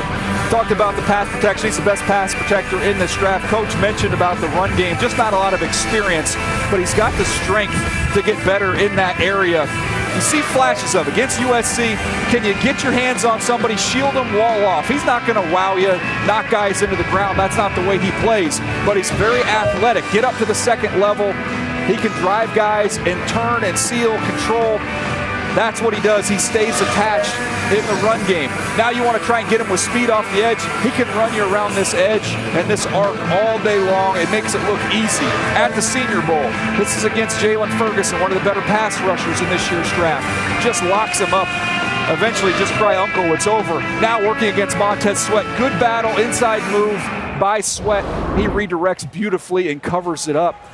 They value the trenches in Philadelphia. It's one of the reasons why traditionally a playoff team each and every year they invest in the offensive line and the defensive line. I don't know that he's going to play right away with what they have. He's not going to play, but they don't care about that. This is long-term thinking by Howie Roseman. Ian Rappaport. Rich, Daniel Jeremiah nailed this perfectly. One of the worst kept secrets in the entire draft was the Texans have a bad need at left tackle. Dillard was by far their guy. Eagles jumped in front of them, took the tackle they wanted. Here's something crazy. I would keep an eye on Tytus Howard from Alabama State. The Texans really, really like him. Kind of unknown, certainly under the radar, but one to watch. So here we are with the 23rd overall pick of the night. 13 defense, 9 offense. We're assuming it's going to be 10 offense if they do like a tackle well enough, the Texans, to keep Deshaun Watson healthy. That's another guy that just took an absolute ton of hits last year. Look, they spent a lot of time on corners and evaluating corners. They have a need there. But how do you take a corner over an offensive lineman right now with your star quarterback getting hit as much as he did, Kurt? I don't know how they have a choice here. You have to draft an offensive tackle. They can't trot out there next year what they trotted out there this year. That's not good enough. No question. They've got to improve there. Talking about the young quarterback, I want to see him improve and protect himself a little bit too by getting rid of the football a little bit more. But those are the two positions I had marked down too. Is offensive line, I think the bigger need, but cornerback, a lot of good ones out there that haven't gone off the board yet. If I'm not mistaken, didn't they have to bus Deshaun Watson to Jacksonville because he hurt his ribs and lungs so Let's not do that again. Let's please not do that again. Let's avoid that. So get somebody to avoid the bus, right? I mean, the other interesting thing with them is you started hearing Jadeveon Clowney's name floating around in some of these rumor mills about potentially being traded. So, look, they might end up, see if they could get that done. They'd get some more picks down the road here. But it's an intriguing team. They've got a great young quarterback, and they've got to capitalize this time around him. Well, their pick is now in, and that choice has been sent all the way to Oakland because that puts the Raiders on the clock for a second time tonight. And the Houston Texans pick is going to be in, and then we've got the second Raiders pick, the Ravens first pick, Colts, Raiders third pick of the night, and so on and so forth here in the 2019 NFL Draft in the home of the Tennessee Titans. This is the team, the Texans, that won the AFC South but got one and done by your guy, Andrew Luck. And you want to talk about offensive lines being built to keep somebody upright. What the Colts have done for Luck was remarkable to keep him upright. The Colts set a blueprint last year of how to protect the quarterback. Let's approach the offensive line through the draft and through free agency, and you saw what it ended up being for Andrew and that entire team. So we talked about today, DJ, that Luck was turned into Santiago from A Few Good Men. He was not to be touched. Well, but it was so the opposite early in his career, how many hits Andrew Luck took, and obviously the shoulder. We had to make that a priority. Houston's got to do the same. Kurt, he hadn't called the soul. He hadn't packed a thing. That's another thing Mayock would never have said also. All right, here's the Texans pick. Is it a tackle? Is it a defensive back? Is it off the board for 50? What do we got here? With the 23rd pick in the 2019 NFL Draft, the Houston Texans select Tytus Howard, tackle, Alabama State. Tytus Howard is my 50th overall player, but there is tremendous ability when you study him at Alabama State. You see the size there. He's played the right, the left side. He can handle speed easily, and you watched him against the big boys against Auburn. He more than held his own against that group. This is that game I'm talking about. Watch him, just so smooth and easy, very athletic. This kid's got a unique story. When you look at the way he grew up as a quarterback, evolving into a tight end and finishing up here as an offensive tackle. You don't see that move very often. You can see the athleticism. It's easy when you watch him. Easy mover. There's going to be an adjustment period. Anytime you make this level jump, it's going to take a little bit, but tremendous upside with this pick. So did he call Deshaun Watson and say, "You want me on that wall"? Nice. There we go. That's what I'm talking about. There we go. Very well done. Very, very well done. All right, the Bosa is celebrating tonight. The Bush is celebrating tonight. Kurt Warner won a Super Bowl with Papa Bush right there. And then the Burns family is there. Good night tonight. Raiders second pick of the night when we come back. Ravens, Colts, and then the Raiders again. Every time you think they're out. Lord, I guess I'm winning broke. So Kyler Murray is back in the green room. Hollywood Brown and Cody Ford, his teammates, are still in there. So Kyler Murray hanging out in the green room still after being first overall, chosen 23 picks ago. And you can follow along with every pick by checking out the draft tracker presented by Lexus, only on NFL.com. Jack Andrade back out of the box here. My researcher from NFL Game Day Morning, who's our stat man right here to our right as you're looking at Clelin Ferrell's very emotional selection by the Raiders, fourth overall out of Clemson.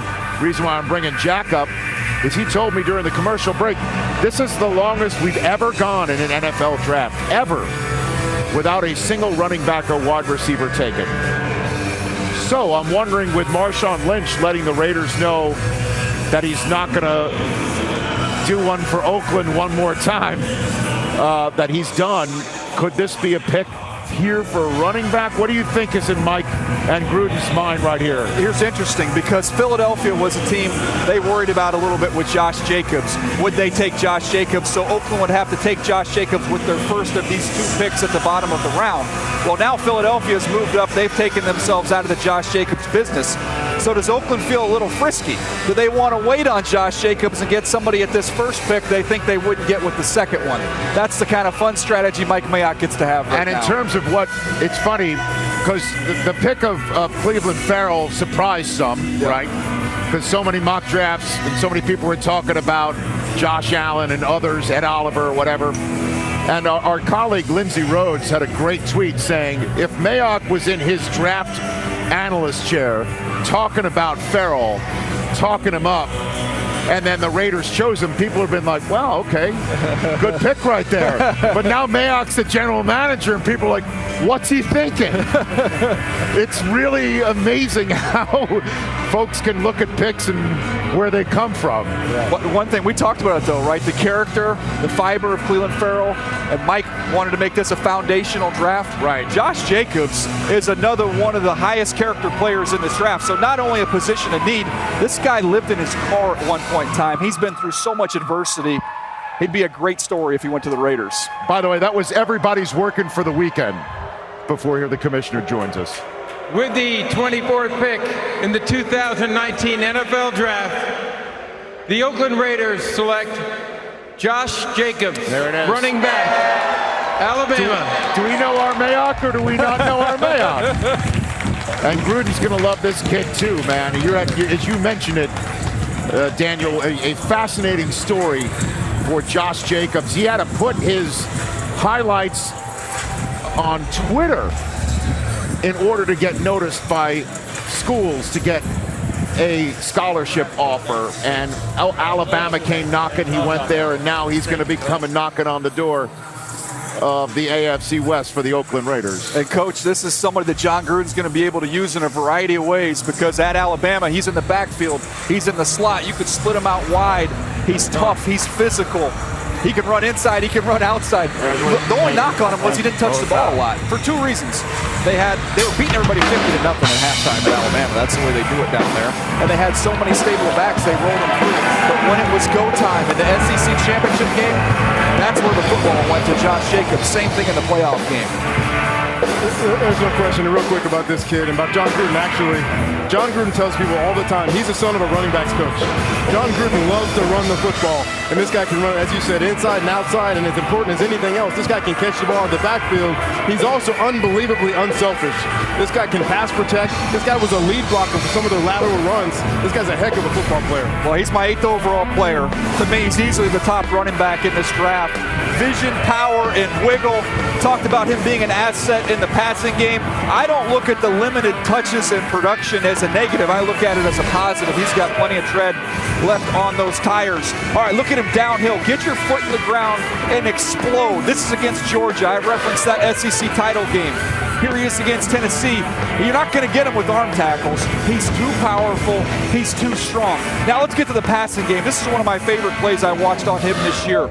Watch him get down the seam. Watch where this ball is, Kurt. You know how difficult it is to turn over the other shoulder as a running back going down the seam?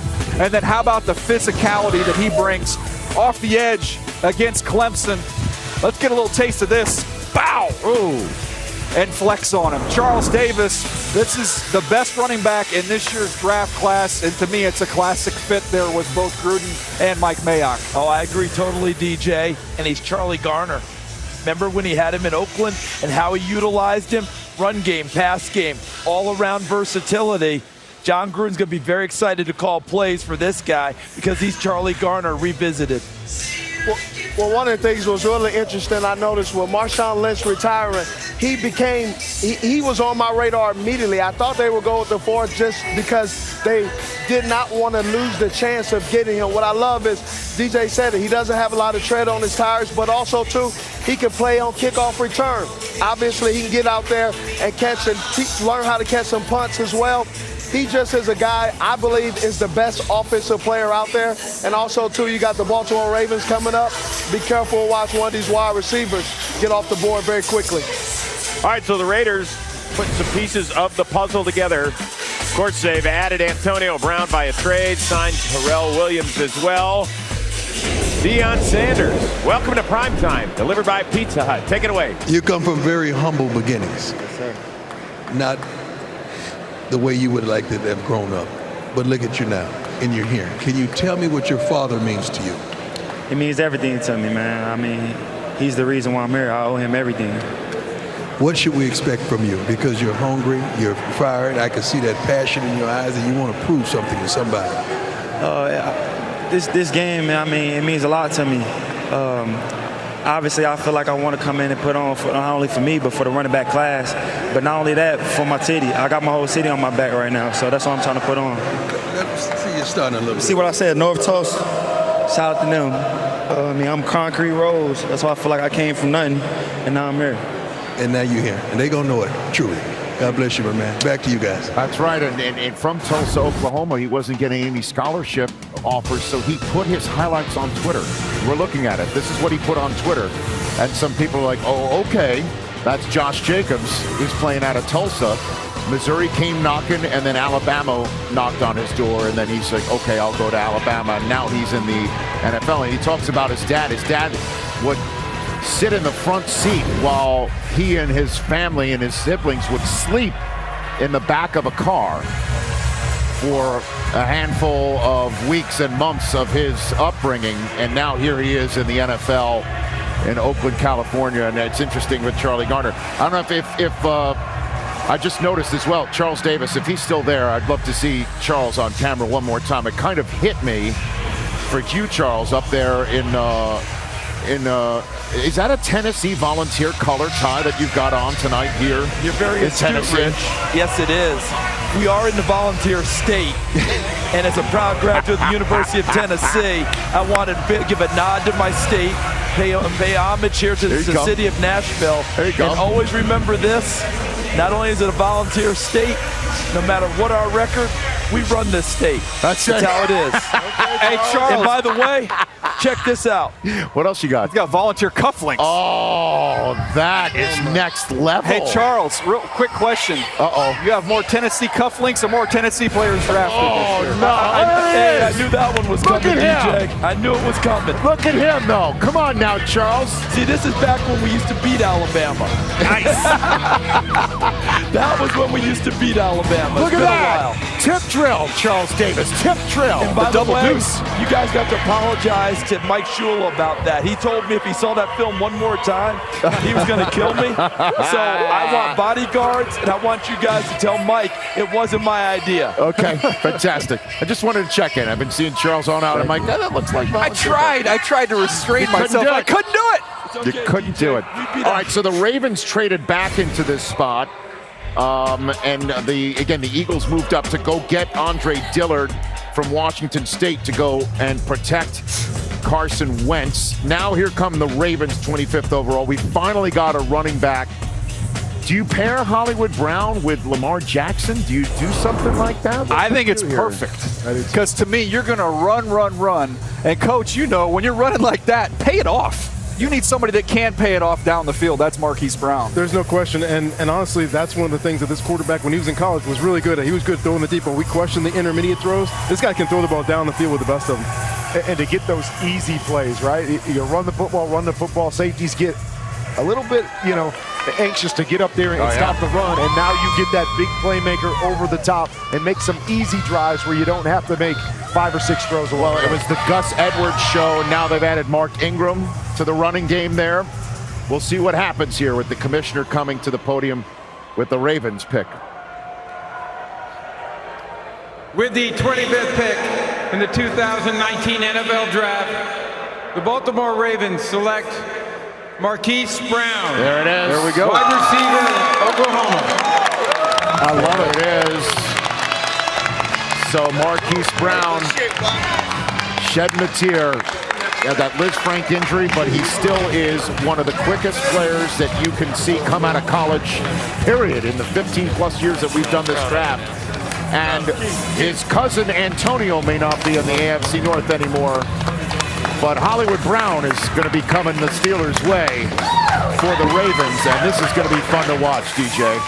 I love this pick. Eric DeCosta's first pick as general manager of the Baltimore Ravens, and having been there, the Ravens haven't had a great track record at the wide receiver position, but no fear. This was the best player available. This is an outstanding fit. Don't worry about the past. Focus on the future. I love this pick, Coach. Juice, juice, juice. This guy can run by everybody, and he makes it look easy. Tyreek Hill, Antonio Brown, his cousin, Brandon Cooks, that's what type of a guy this guy is. You need to account for him on every single play, or he will run right by you. Yeah, to me, Coach, when I watched him, having been in Philadelphia with Deshaun Jackson, they are almost identical in size and in play speed. It is eerie how similar they were. Go back and watch Deshaun when he was at Cal. Wow speed, nice. Not just over the top, the yards after the catch, he's a machine, and that was my comparison with Deshaun Jackson. I think he's a little bit tougher version of Deshaun.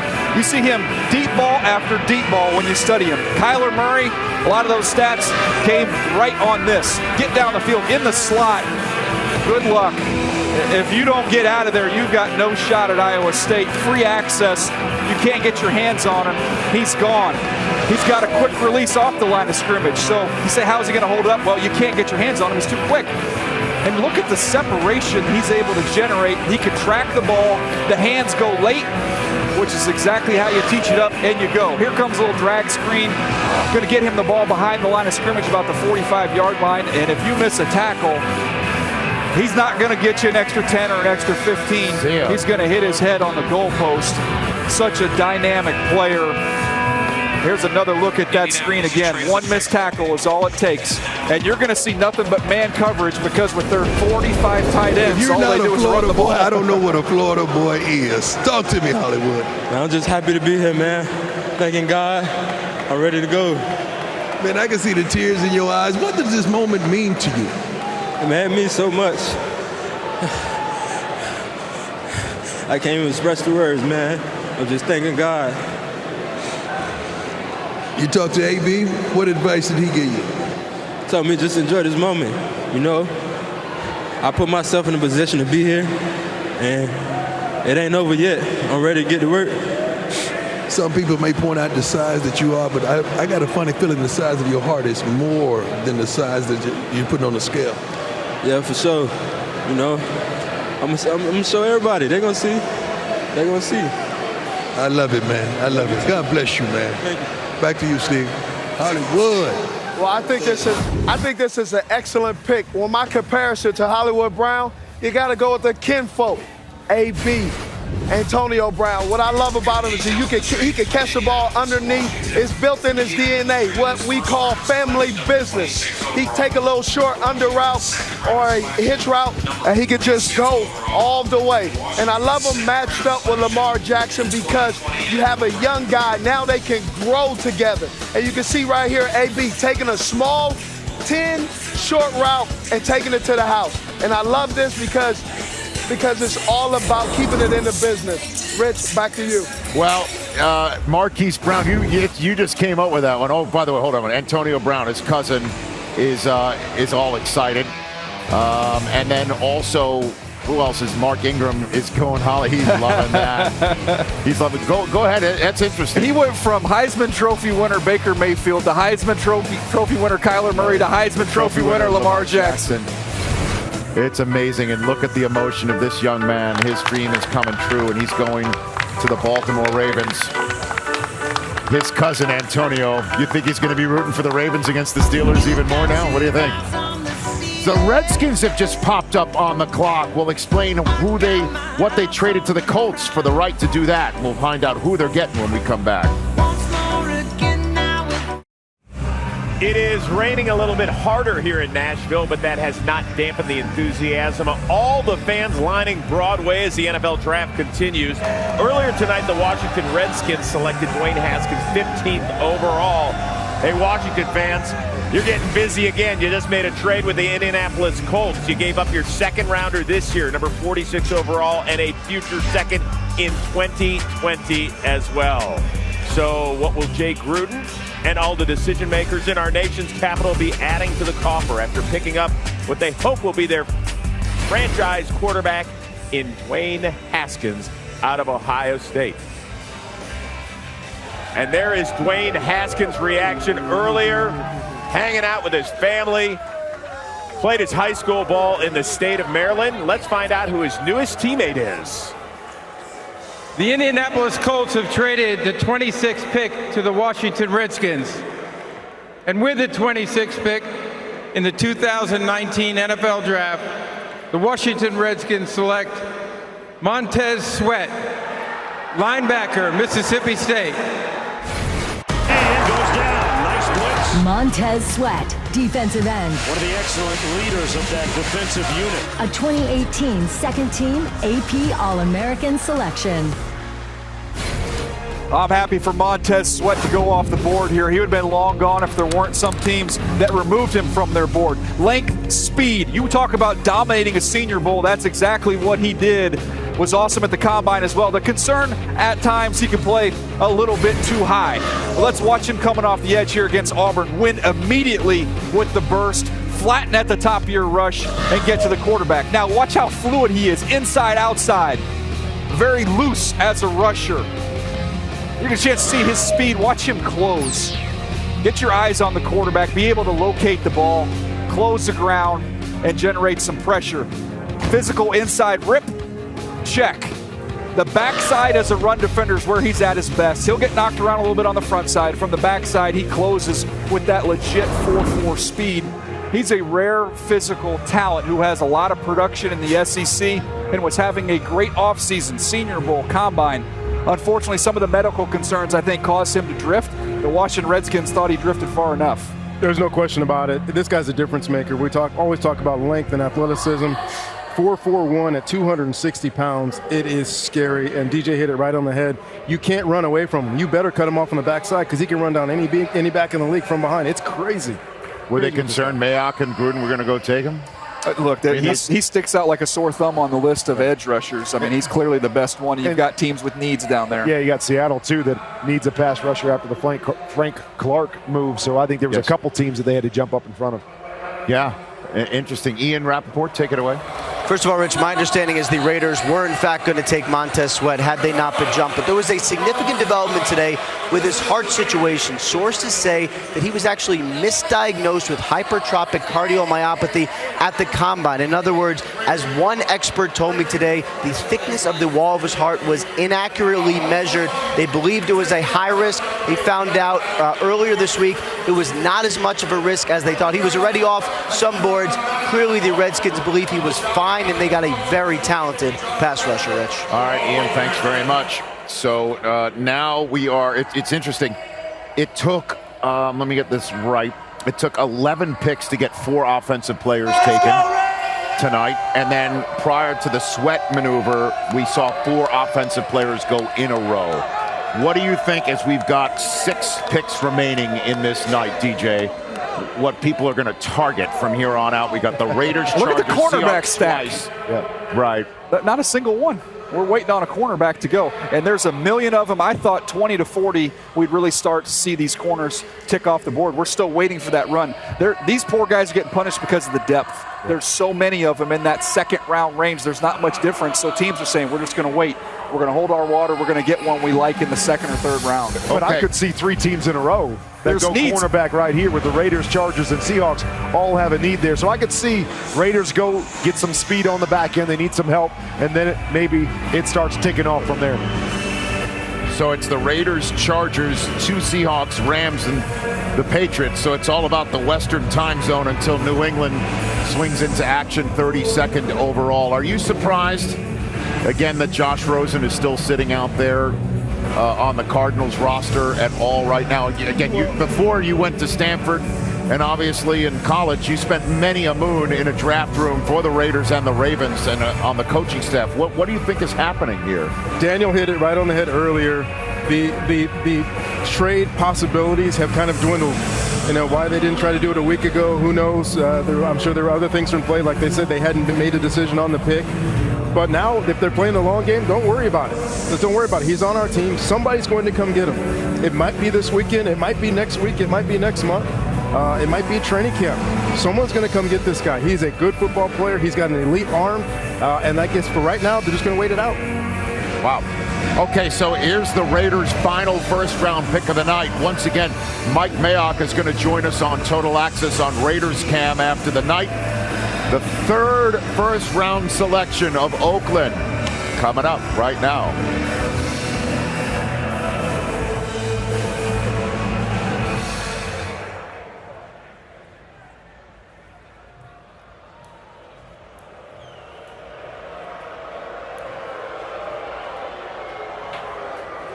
With the 27th pick in the 2019 NFL Draft, the Oakland Raiders select Jonathan Abram, defensive back, Mississippi State. Old school, tough guy. There's a nasty way about him. Jonathan Abram, safety. Showing up and showing out. A 2018 second team All-SEC selection. Oh, Mike Mayock surprised us with his first of 3 first-rounders, not so much with the next 2. Got my best running back and best safety. An energy giver. He's physical. The comp to me, this sounds rich, but Jamal Adams, when you watch Jonathan Abram play, and I talk about energy giver, the emotion. Look at these splash hits that he delivers for this Mississippi State defense that's so loaded. He'll fill the alley, work through traffic, and once he gets you in his sights, he does not hit the brakes. It is all gas, no brakes. Again, speed to the alley, coming downhill. Chest up, physical tackle. This is Benny Snell, big physical runner from Kentucky. You want to come in here and get some of this? Hello. Jonathan Abram is going to fly around the field like Keanu O'Neal plays. We see Keanu O'Neal with the Atlanta Falcons. That's what you can expect to see from Jonathan Abram with the Oakland Raiders. Okay, so they take Clelin Ferrell with their own first-round pick, using the first of many first-round picks they got for Khalil Mack. It's Josh Jacobs, the running back, and the Amari Cooper first-round pick winds up being Jonathan Abram with Mississippi State. Are you jealous that you're not at the Chargers draft party right there in Santa Monica? Looks beautiful out there. Yeah, We're having a good time here. The pier. The pier looks great. The roller coaster ride known as the NFL Draft rolls on with the Chargers' first-round pick when we come back. Cleaned up, clean cut, and clean shaved. I got to cover off the 68. I fired it up and let them horses sing a little. Gonna take my horse through the old town road. I'm gonna ride till I can't no more. I got the horses in the back, horse stock is attached. Head is matted black, the boots is black to match. Yeah, I'm gonna take my horse through the old town road. I'm gonna ride. All right, there's the Chargers draft party bolting up on the Santa Monica Pier in beautiful, lovely Santa Monica, California. Look at that amusement park setting out there on the pier. Take my kids there all the time. Doesn't look like that when I take the kids there, to be very honest with you. So that's the draft party of the Charger fans there in Southern California. And the commissioner's hanging out with the Charger fans here. And we got to get him on the stage to announce this pick because the Seahawks are on the clock twice in a row. You think they'll take the full 20 minutes or they'll just throw 2 names in there? At any rate, what do you think the Chargers are going to do, DJ? You do their games throughout the year with Matt Money Smith. Jawan Taylor still being there is surprising to me. He could play right tackle right now. Also the corner position, as we've talked about, I thought that would be the way they go. I just wonder again if they're going to wait it out and think they're going to get somebody being patient. But right now, Byron Murphy, I think, is the best cornerback in the draft, is still sitting out there. And you can't ignore the Drew Lock aspect as well. So tackle, corner, or Drew Lock, those would be my 3 guesses. Yeah, I mean, I would have to agree. Just looking at what's on your board at different positions, like linebacker, you say go there, but there's not really anybody at this spot. Defensive line, they could use a little bit of help there as well. But I'm with you. I think they're going offensive line or the secondary in some way, shape, or form. Okay, so the commissioner's going to soon be taken back to the stage and make this announcement right now. He's heading that way. And so we've got 5 picks to go. The Chargers, the Seahawks twice, then the Rams, and then the New England Patriots will wrap up this night. And it's been a fun night. The whole crowd has been phenomenal. 150,000 fans, somewhat rain-soaked over the last hour, but there hasn't been any sort of a weather problem. The commissioner's going to grab that pick and make sure the phonetics are all set, and they'll come on out. What a night. What a fun night in Nashville, and we've got 6 more rounds and 2 more days to go. All right, here's the commissioner of the NFL with the pick of the Los Angeles Chargers. With the 28th pick in the 2019 NFL Draft, the Los Angeles Chargers select Jerry Tillery, defensive tackle, Notre Dame. Jerry Tillery, defensive tackle. Closes the gap, nowhere to run. Notre Dame's 2017 Lineman of the Year. Jerry Tillery can be a dominant player on tape. I don't need to tell that to the guy that's 2 seats over from me, because the first note I wrote down was he dominated in that Stanford game. Coach, I apologize. My comparison was Trevor Pryce, a tall, long interior pass rusher. You'll see what I mean here. Watch him, first of all, against the run. Stack, lock out that block, separate, find the football.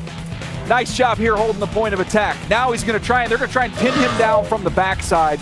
Shows his athleticism right here to beat that block, close it down, and finish. You want to see the length that he possesses?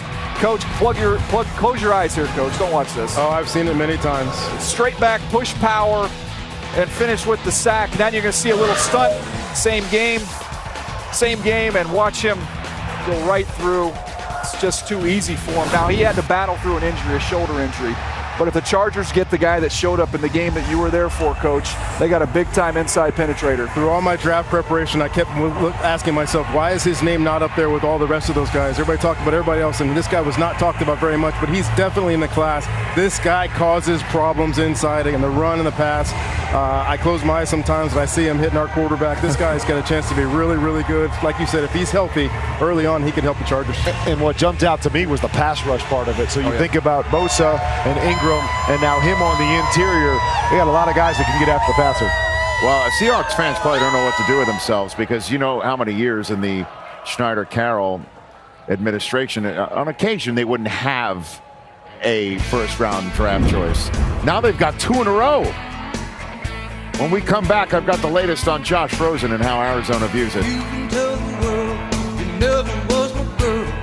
You can burn my clothes when I'm gone. At this segment. All right, so as soon as we are done, NFL Total Access, all 4 of us will have a segment in there, and then DJ, you and I stay after class to talk to our old friend Mike Mayock with 3 first-round draft choices tonight for the Oakland Raiders and John Gruden. Let's send things up the street to Tootsie's and Chris Rose. Take it away, Chris. Thank you, Rich. Joined with Charles Davis, Steve Smith. The 12s are excited for 29 and 30. Those are the Seahawks picks. They got Kansas City's pick earlier this week in the Frank Clark Field. So where do they go? Well, the pass rushers are pretty much shot. So Steve and I were sitting here talking about cornerback, wide receiver, and the profile for cornerbacks with Seattle, those long guys, Quinnen Williams, LSU, DeAndre Baker from Georgia. But wide receiver, you're thinking as well, Steve. Wide receiver, I'm thinking DK Metcalf as well. Well, you got a guy that can stretch the ball down the field, a big target. You got Russell Wilson. He's solidified himself for the next 90 million years there, so he can have a big target to throw to down the field. Let Tyler Lockett do his thing underneath. So you got him back to back. It's as my son Deuce would say, easy peasy, lemon squeezy. Yeah, that would be a little off track for this organization. The last time they picked a wide receiver in the first round, Corn Robinson, in 2001. It has been a long time. But remember, they rescued Mike Williams. Yes. And actually got some value out of him as a big receiver, and you nailed it already. Tyler Lockett underneath, Doug Baldwin underneath, big guy outside. It's potential. The key thing here, they got to start hitting on these first-round picks. So a lot of years the Seahawks trade out. They don't even have a first-round pick. But because they've made Russell Wilson the highest-paid player in the NFL. Let's remember, the top 6 quarterbacks last year, in terms of money, did not reach the postseason. So it's imperative you hit on these draft picks, Charles. Yeah, no doubt about it. Surround him with more talent and give him more opportunity. And offensive line is always still a consideration for them to try and beat things up. Jawan Taylor's still sitting out there. But you also got to understand, too, Doug Baldwin has had some knee issues. So you're not really sure how that is going to turn out. Now you don't have to rush him. Now you allow him to heal because you got some young, fresh legs that can push the ball down the field, and you don't have Doug pressing himself to get back in a hurry because he got these young guys that could go ahead and take the helm. Real quickly, what'd you think of the Clark deal to Kansas City? Were you surprised by that after they tagged him, couldn't reach a long-term agreement, and then ended up sending him away because he is a good player? He's an excellent player, but you got to also understand, when they signed Russell Wilson, they shrunk their salary cap, and it was rightfully so. That's the quarterback of the future. That quarterback has thrusted them and propelled them into the success they had, so they have to pay him that he's due. And Bobby Wagner still has to get paid. Great point. All right, time right now for DJ's Best Choice. It is presented to you by Golden Corral. Daniel Jeremiah, what do you have? Well, I'm going to go with the Philadelphia Eagles getting the best left tackle in this year's draft with the 22nd overall pick. They made a little bit of a move to go up and get him. I love it. Not even going to have to play right away, but they've got their long-term left tackle to protect Carson Wentz. I thought that was tremendous value where they got him in the 20s. All right, so that's the Golden Corral pick. We're waiting to hear on the choices, plural, of the Seattle Seahawks. They've got two back-to-back. The sense I'm getting from on the Rosen front is that Arizona appears content to just hold on to him. That it can't hurt to have too many quarterbacks at the position, and we'll see what happens. But right now, as we are 4 picks remaining on the night, it doesn't look like Josh Rosen's going to get moved tonight. Well, if they're saying all they could get was a 3rd-round pick, they've still got some time to negotiate because we're still ways away from the 3rd round. If that, in fact, is the case, how does that quarterback room work? That's going to be fascinating. It's probably going to be a psychological study in motivation because whoever is not the starter is going to have to get himself going. But I also agree, you can't give him away. You also can't give him away. He is a commodity. You might as well hold on to him until you can get at least something of value for him. Yeah, look, you can play the long game on that. I'm fascinated to see what Josh Rosen's decision is going to be because he has played everything perfectly through this whole process, but this is going to be difficult for him going forward. And while we're waiting for the pick, and it's also mercifully, well, it was. I should have gotten in there before the cover band got in again. What do you think Eli's thinking? Because it's kind of interesting, Kurt, that Eli might be in the role of you, and Jones is in the role of Eli in that. What do you think about that, Kurt? Well, man, I think it's always hard, no matter where you're at in your career, when they draft the guy that's going to be your successor. But Eli is going to handle it with class, and so I'm not really worried about it. He wants to play a couple more years, but he will be a great mentor to Daniel Jones. But as we go back to this Cardinals thing, let's actually take a look at Josh Rosen, because a lot of people are going 3rd-round pick based on how he played last year. They had a lot of issues last year. I mean, look at the pressure that he gets, and you saw this over and over again. Leads to a bad decision here, leads to a turnover. We're going to see it again here. Quick pressure is going to force him throw a high ball, turn the ball over. That's what people are worried about. But then there's some of this, guys, is that you give him a little bit of time, you see that ability to make the throws down the field, the big arm, the classic pocket passer, and that to me becomes the issue, is how people look at this. This is a big-time throw late in the game to win a game for him up over the top. So you see all that stuff you saw playing against him in college. You saw that at times last year, but because of all the issues they have, I think people might be worried a little bit and think that they can offer something a little bit later rounds. The last 4 picks of night 1 here from Nashville when we come back.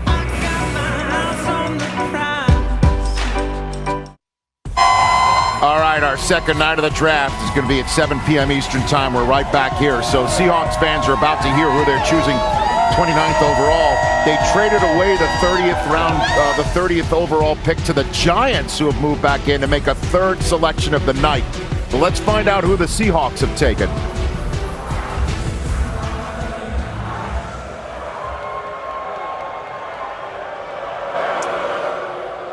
With the 29th pick in the 2019 NFL Draft, the Seattle Seahawks select L.J. Collier, defensive end, TCU. L.J. Collier, just outside my top 50, my 56th overall player, but very twitched up. You can move him inside and outside. My comparison is Michael Bennett. So the Seattle Seahawks clearly saw some things with L.J. Collier that they saw when they drafted Michael Bennett. Heavy, heavy hands. Watch him collapse the pocket here. Just throw the left tackle back there into the quarterback. Quick little arm over swim move. Get home, get the sack. Knock the hands down to the right tackle. Really good with his hands, coming off the edge. Close and finish. As a 3 technique at the Senior Bowl, this is against Wisconsin's Dieter. Just walk him right back. Now he's going to go against Lindstrom, who we saw go in the first round. Look at him, get under him and toss him on the ground. This is a player that fits a mold of the Seattle Seahawks. And when you look at the decision they made to trade Frank Clark, Kurt, we were just talking about this. They had to feel comfortable that there was somebody in this draft that could fill that role.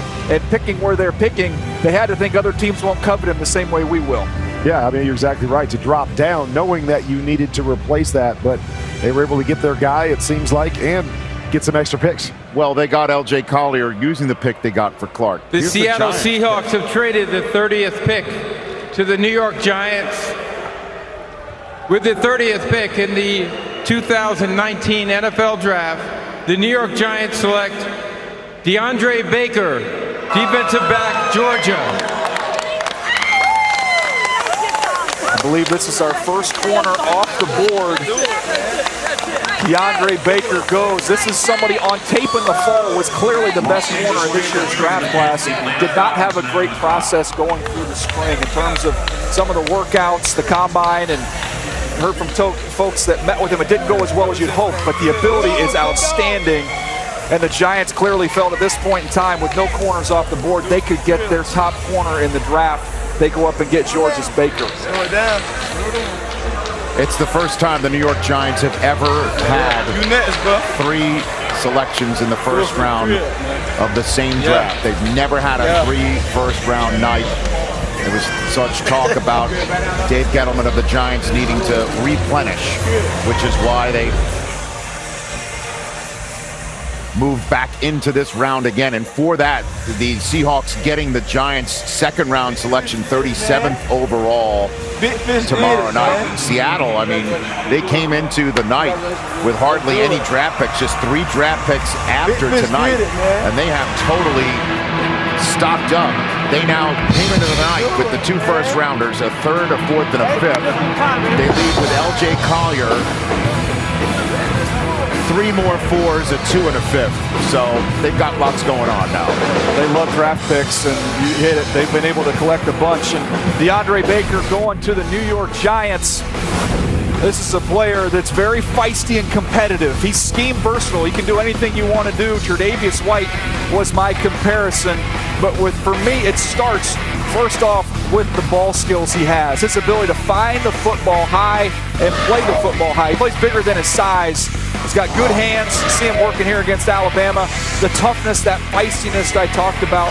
Fight off a block on the perimeter. Chase down a little screen, make a tackle.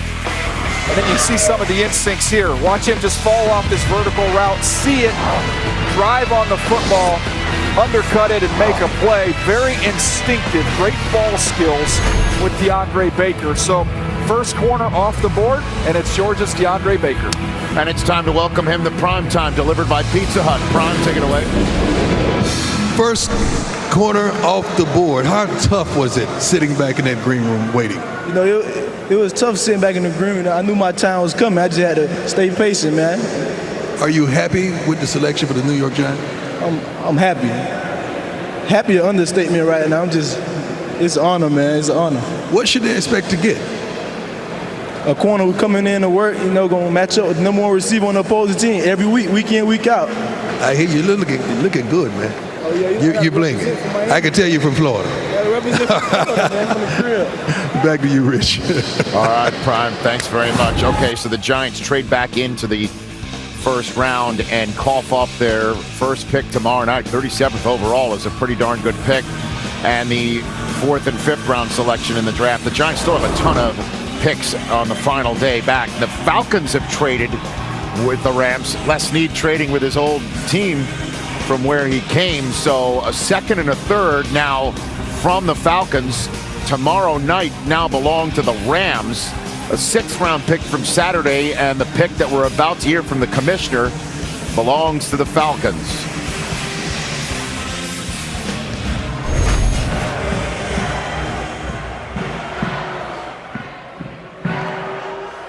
the Los Angeles Rams have traded the 31st pick to the Atlanta Falcons. With the 31st pick in the 2019 NFL Draft, the Atlanta Falcons select Kaleb McGary, tackle, Washington. Big right tackle from Washington. Perseverance, he's had a lot of adversity health-wise and growing up in a tough situation. He's a nasty finisher when you study him on tape. He's a little bit raw in pass protection. You're drafting him for his overall nastiness. I'm going to show you what I'm talking about. Here's just from the Senior Bowl. Watch him get his hands. This is L.J. Collier, who we just saw go. Throw him on the ground. Now you're seeing him working against Zach Allen from Boston College. Keep your hands in, then jump on you when you go down. O'Shane Zimenez, you can get some of this as well. He is a finisher, run and pass. There's just a real nastiness about the way he plays. Again, you see him finish on the ground. They added a couple guys here in the offensive line that are very physical, very nasty in Lindstrom and McGary. I think you can make a case maybe both of them a little bit overdrafted, but they found something they wanted there with that physicality and toughness. Well, I mean, they hammered their offensive line right there to keep Matt Ryan up in his approaching dotage years there in Atlanta. And unless they trade back into tomorrow night, we won't be hearing from Atlanta until Saturday. They have 4th, 5th, 6th, and 7th round picks remaining. And we are back on the air. Me and Daniel Jeremiah will be right here at this desk. It'll be Charles Davis and Joel Klatt of Fox Sports joining us here tomorrow night for night number 2. You have to stay tuned for NFL Total Access. Mike Mayock, our old friend, after choosing 3 first-round selections tonight, will be joining us here on Raiders Cam.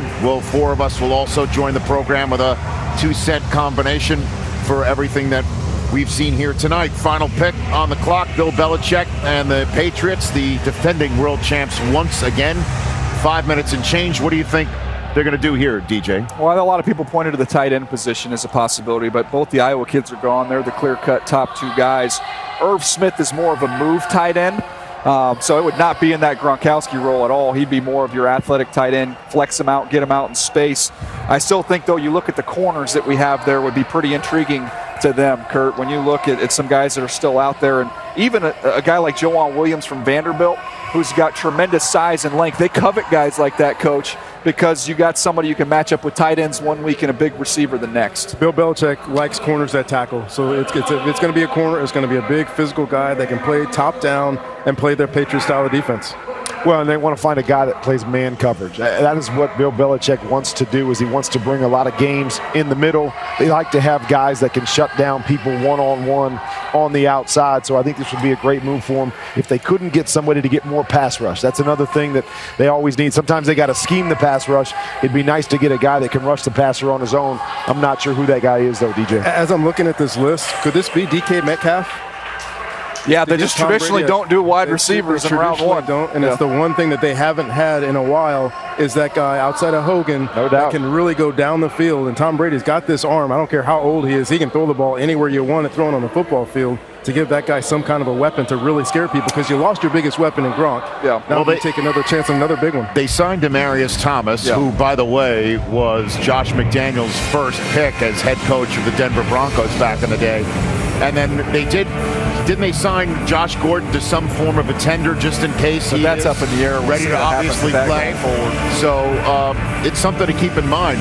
DK Metcalf, who you said was like a human Batman suit at the Combine. I mean, that would be quite a physical presence, obviously, to add to the New England Patriots. Yeah, I know. One more time, they want 7 rings.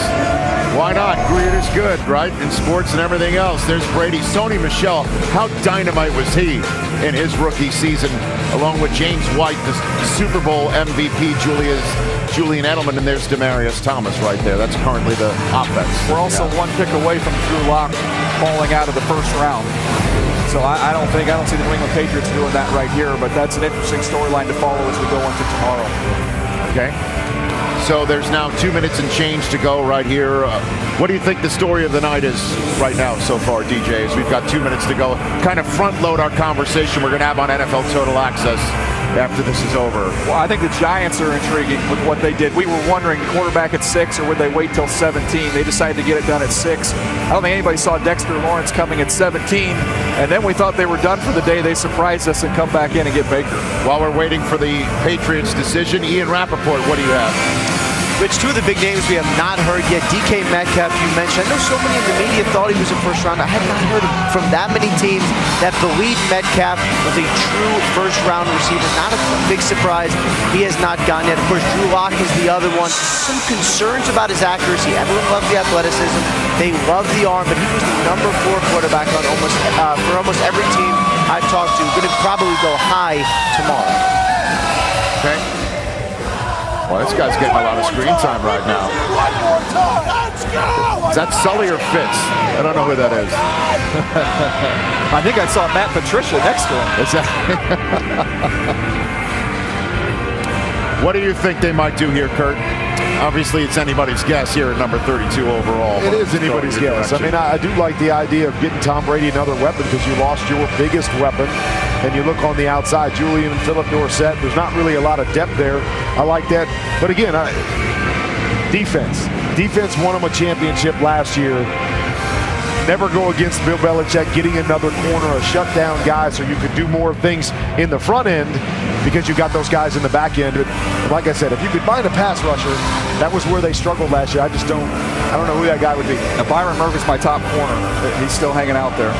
Well, as you can tough physical corner that can really make tackles. As you can see, the pick is in, and also you could party every day and rock and roll all night. Get that drummer some ice. Oh, my word. Just give me a little Spotify or something. Take it away, Kamish. With the 32nd pick in the 2019 NFL Draft, the New England Patriots select N'Keal Harry, wide receiver, Arizona State. To all our fans here in Nashville, over 200,000 people attended tonight. Wow. Thank you for your passion. We'll see you all tomorrow night. So they do take a wide receiver, but not the one that we were talking about. What do you think here, DJ? Yeah, they did a lot of work on N'Keal Harry. Coach, you know him really well. Inside, outside, very physical, can go up and play the ball above the rim. I thought they needed to get bigger on the outside. They got a little bit small. Now they've got some size and physicality with N'Keal Harry. There's no question about it. This guy's big, he is long, and it says power forward in your notes right there. This guy can go up and get the ball. Yeah, the 50-50 balls, I compared him to Des Bryant, reminded me of him coming out of Oklahoma State. When the ball's up in the air, it's his. That's just the way that he plays the game, and he's returning punts. He's that type of an athlete. Didn't know how fast he was going to be. Surprised us when he ran a 4.53. But this was a highly recruited player. Could have gone anywhere in the country, decided to stay there in Arizona. Go up and get the ball in the red zone. That's his MO. That's what he does best. And you saw it every time you turned on the film. There was one of those where he's torquing his body and he's going up and getting the football. Remind me a little bit of Larry Fitzgerald, the way he was able to track it with that big body, hold off the defender and go up and get the football. What a night. Fireworks indeed here in Nashville. What a beautiful first night it was, with Broadway all lit up with fans and neon, and then the picks coming from the stage. It started with Arizona choosing Kyler Murray and ends with Arizona State's N'Keal Harry going to New England. For Kurt Warner and David Shaw and also Daniel Jeremiah and all the men and women who brought you the first round of the draft from our trucks and from all parts of the NFL Network landscape, I am Rich Eisen saying thanks for watching. NFL Total Access is now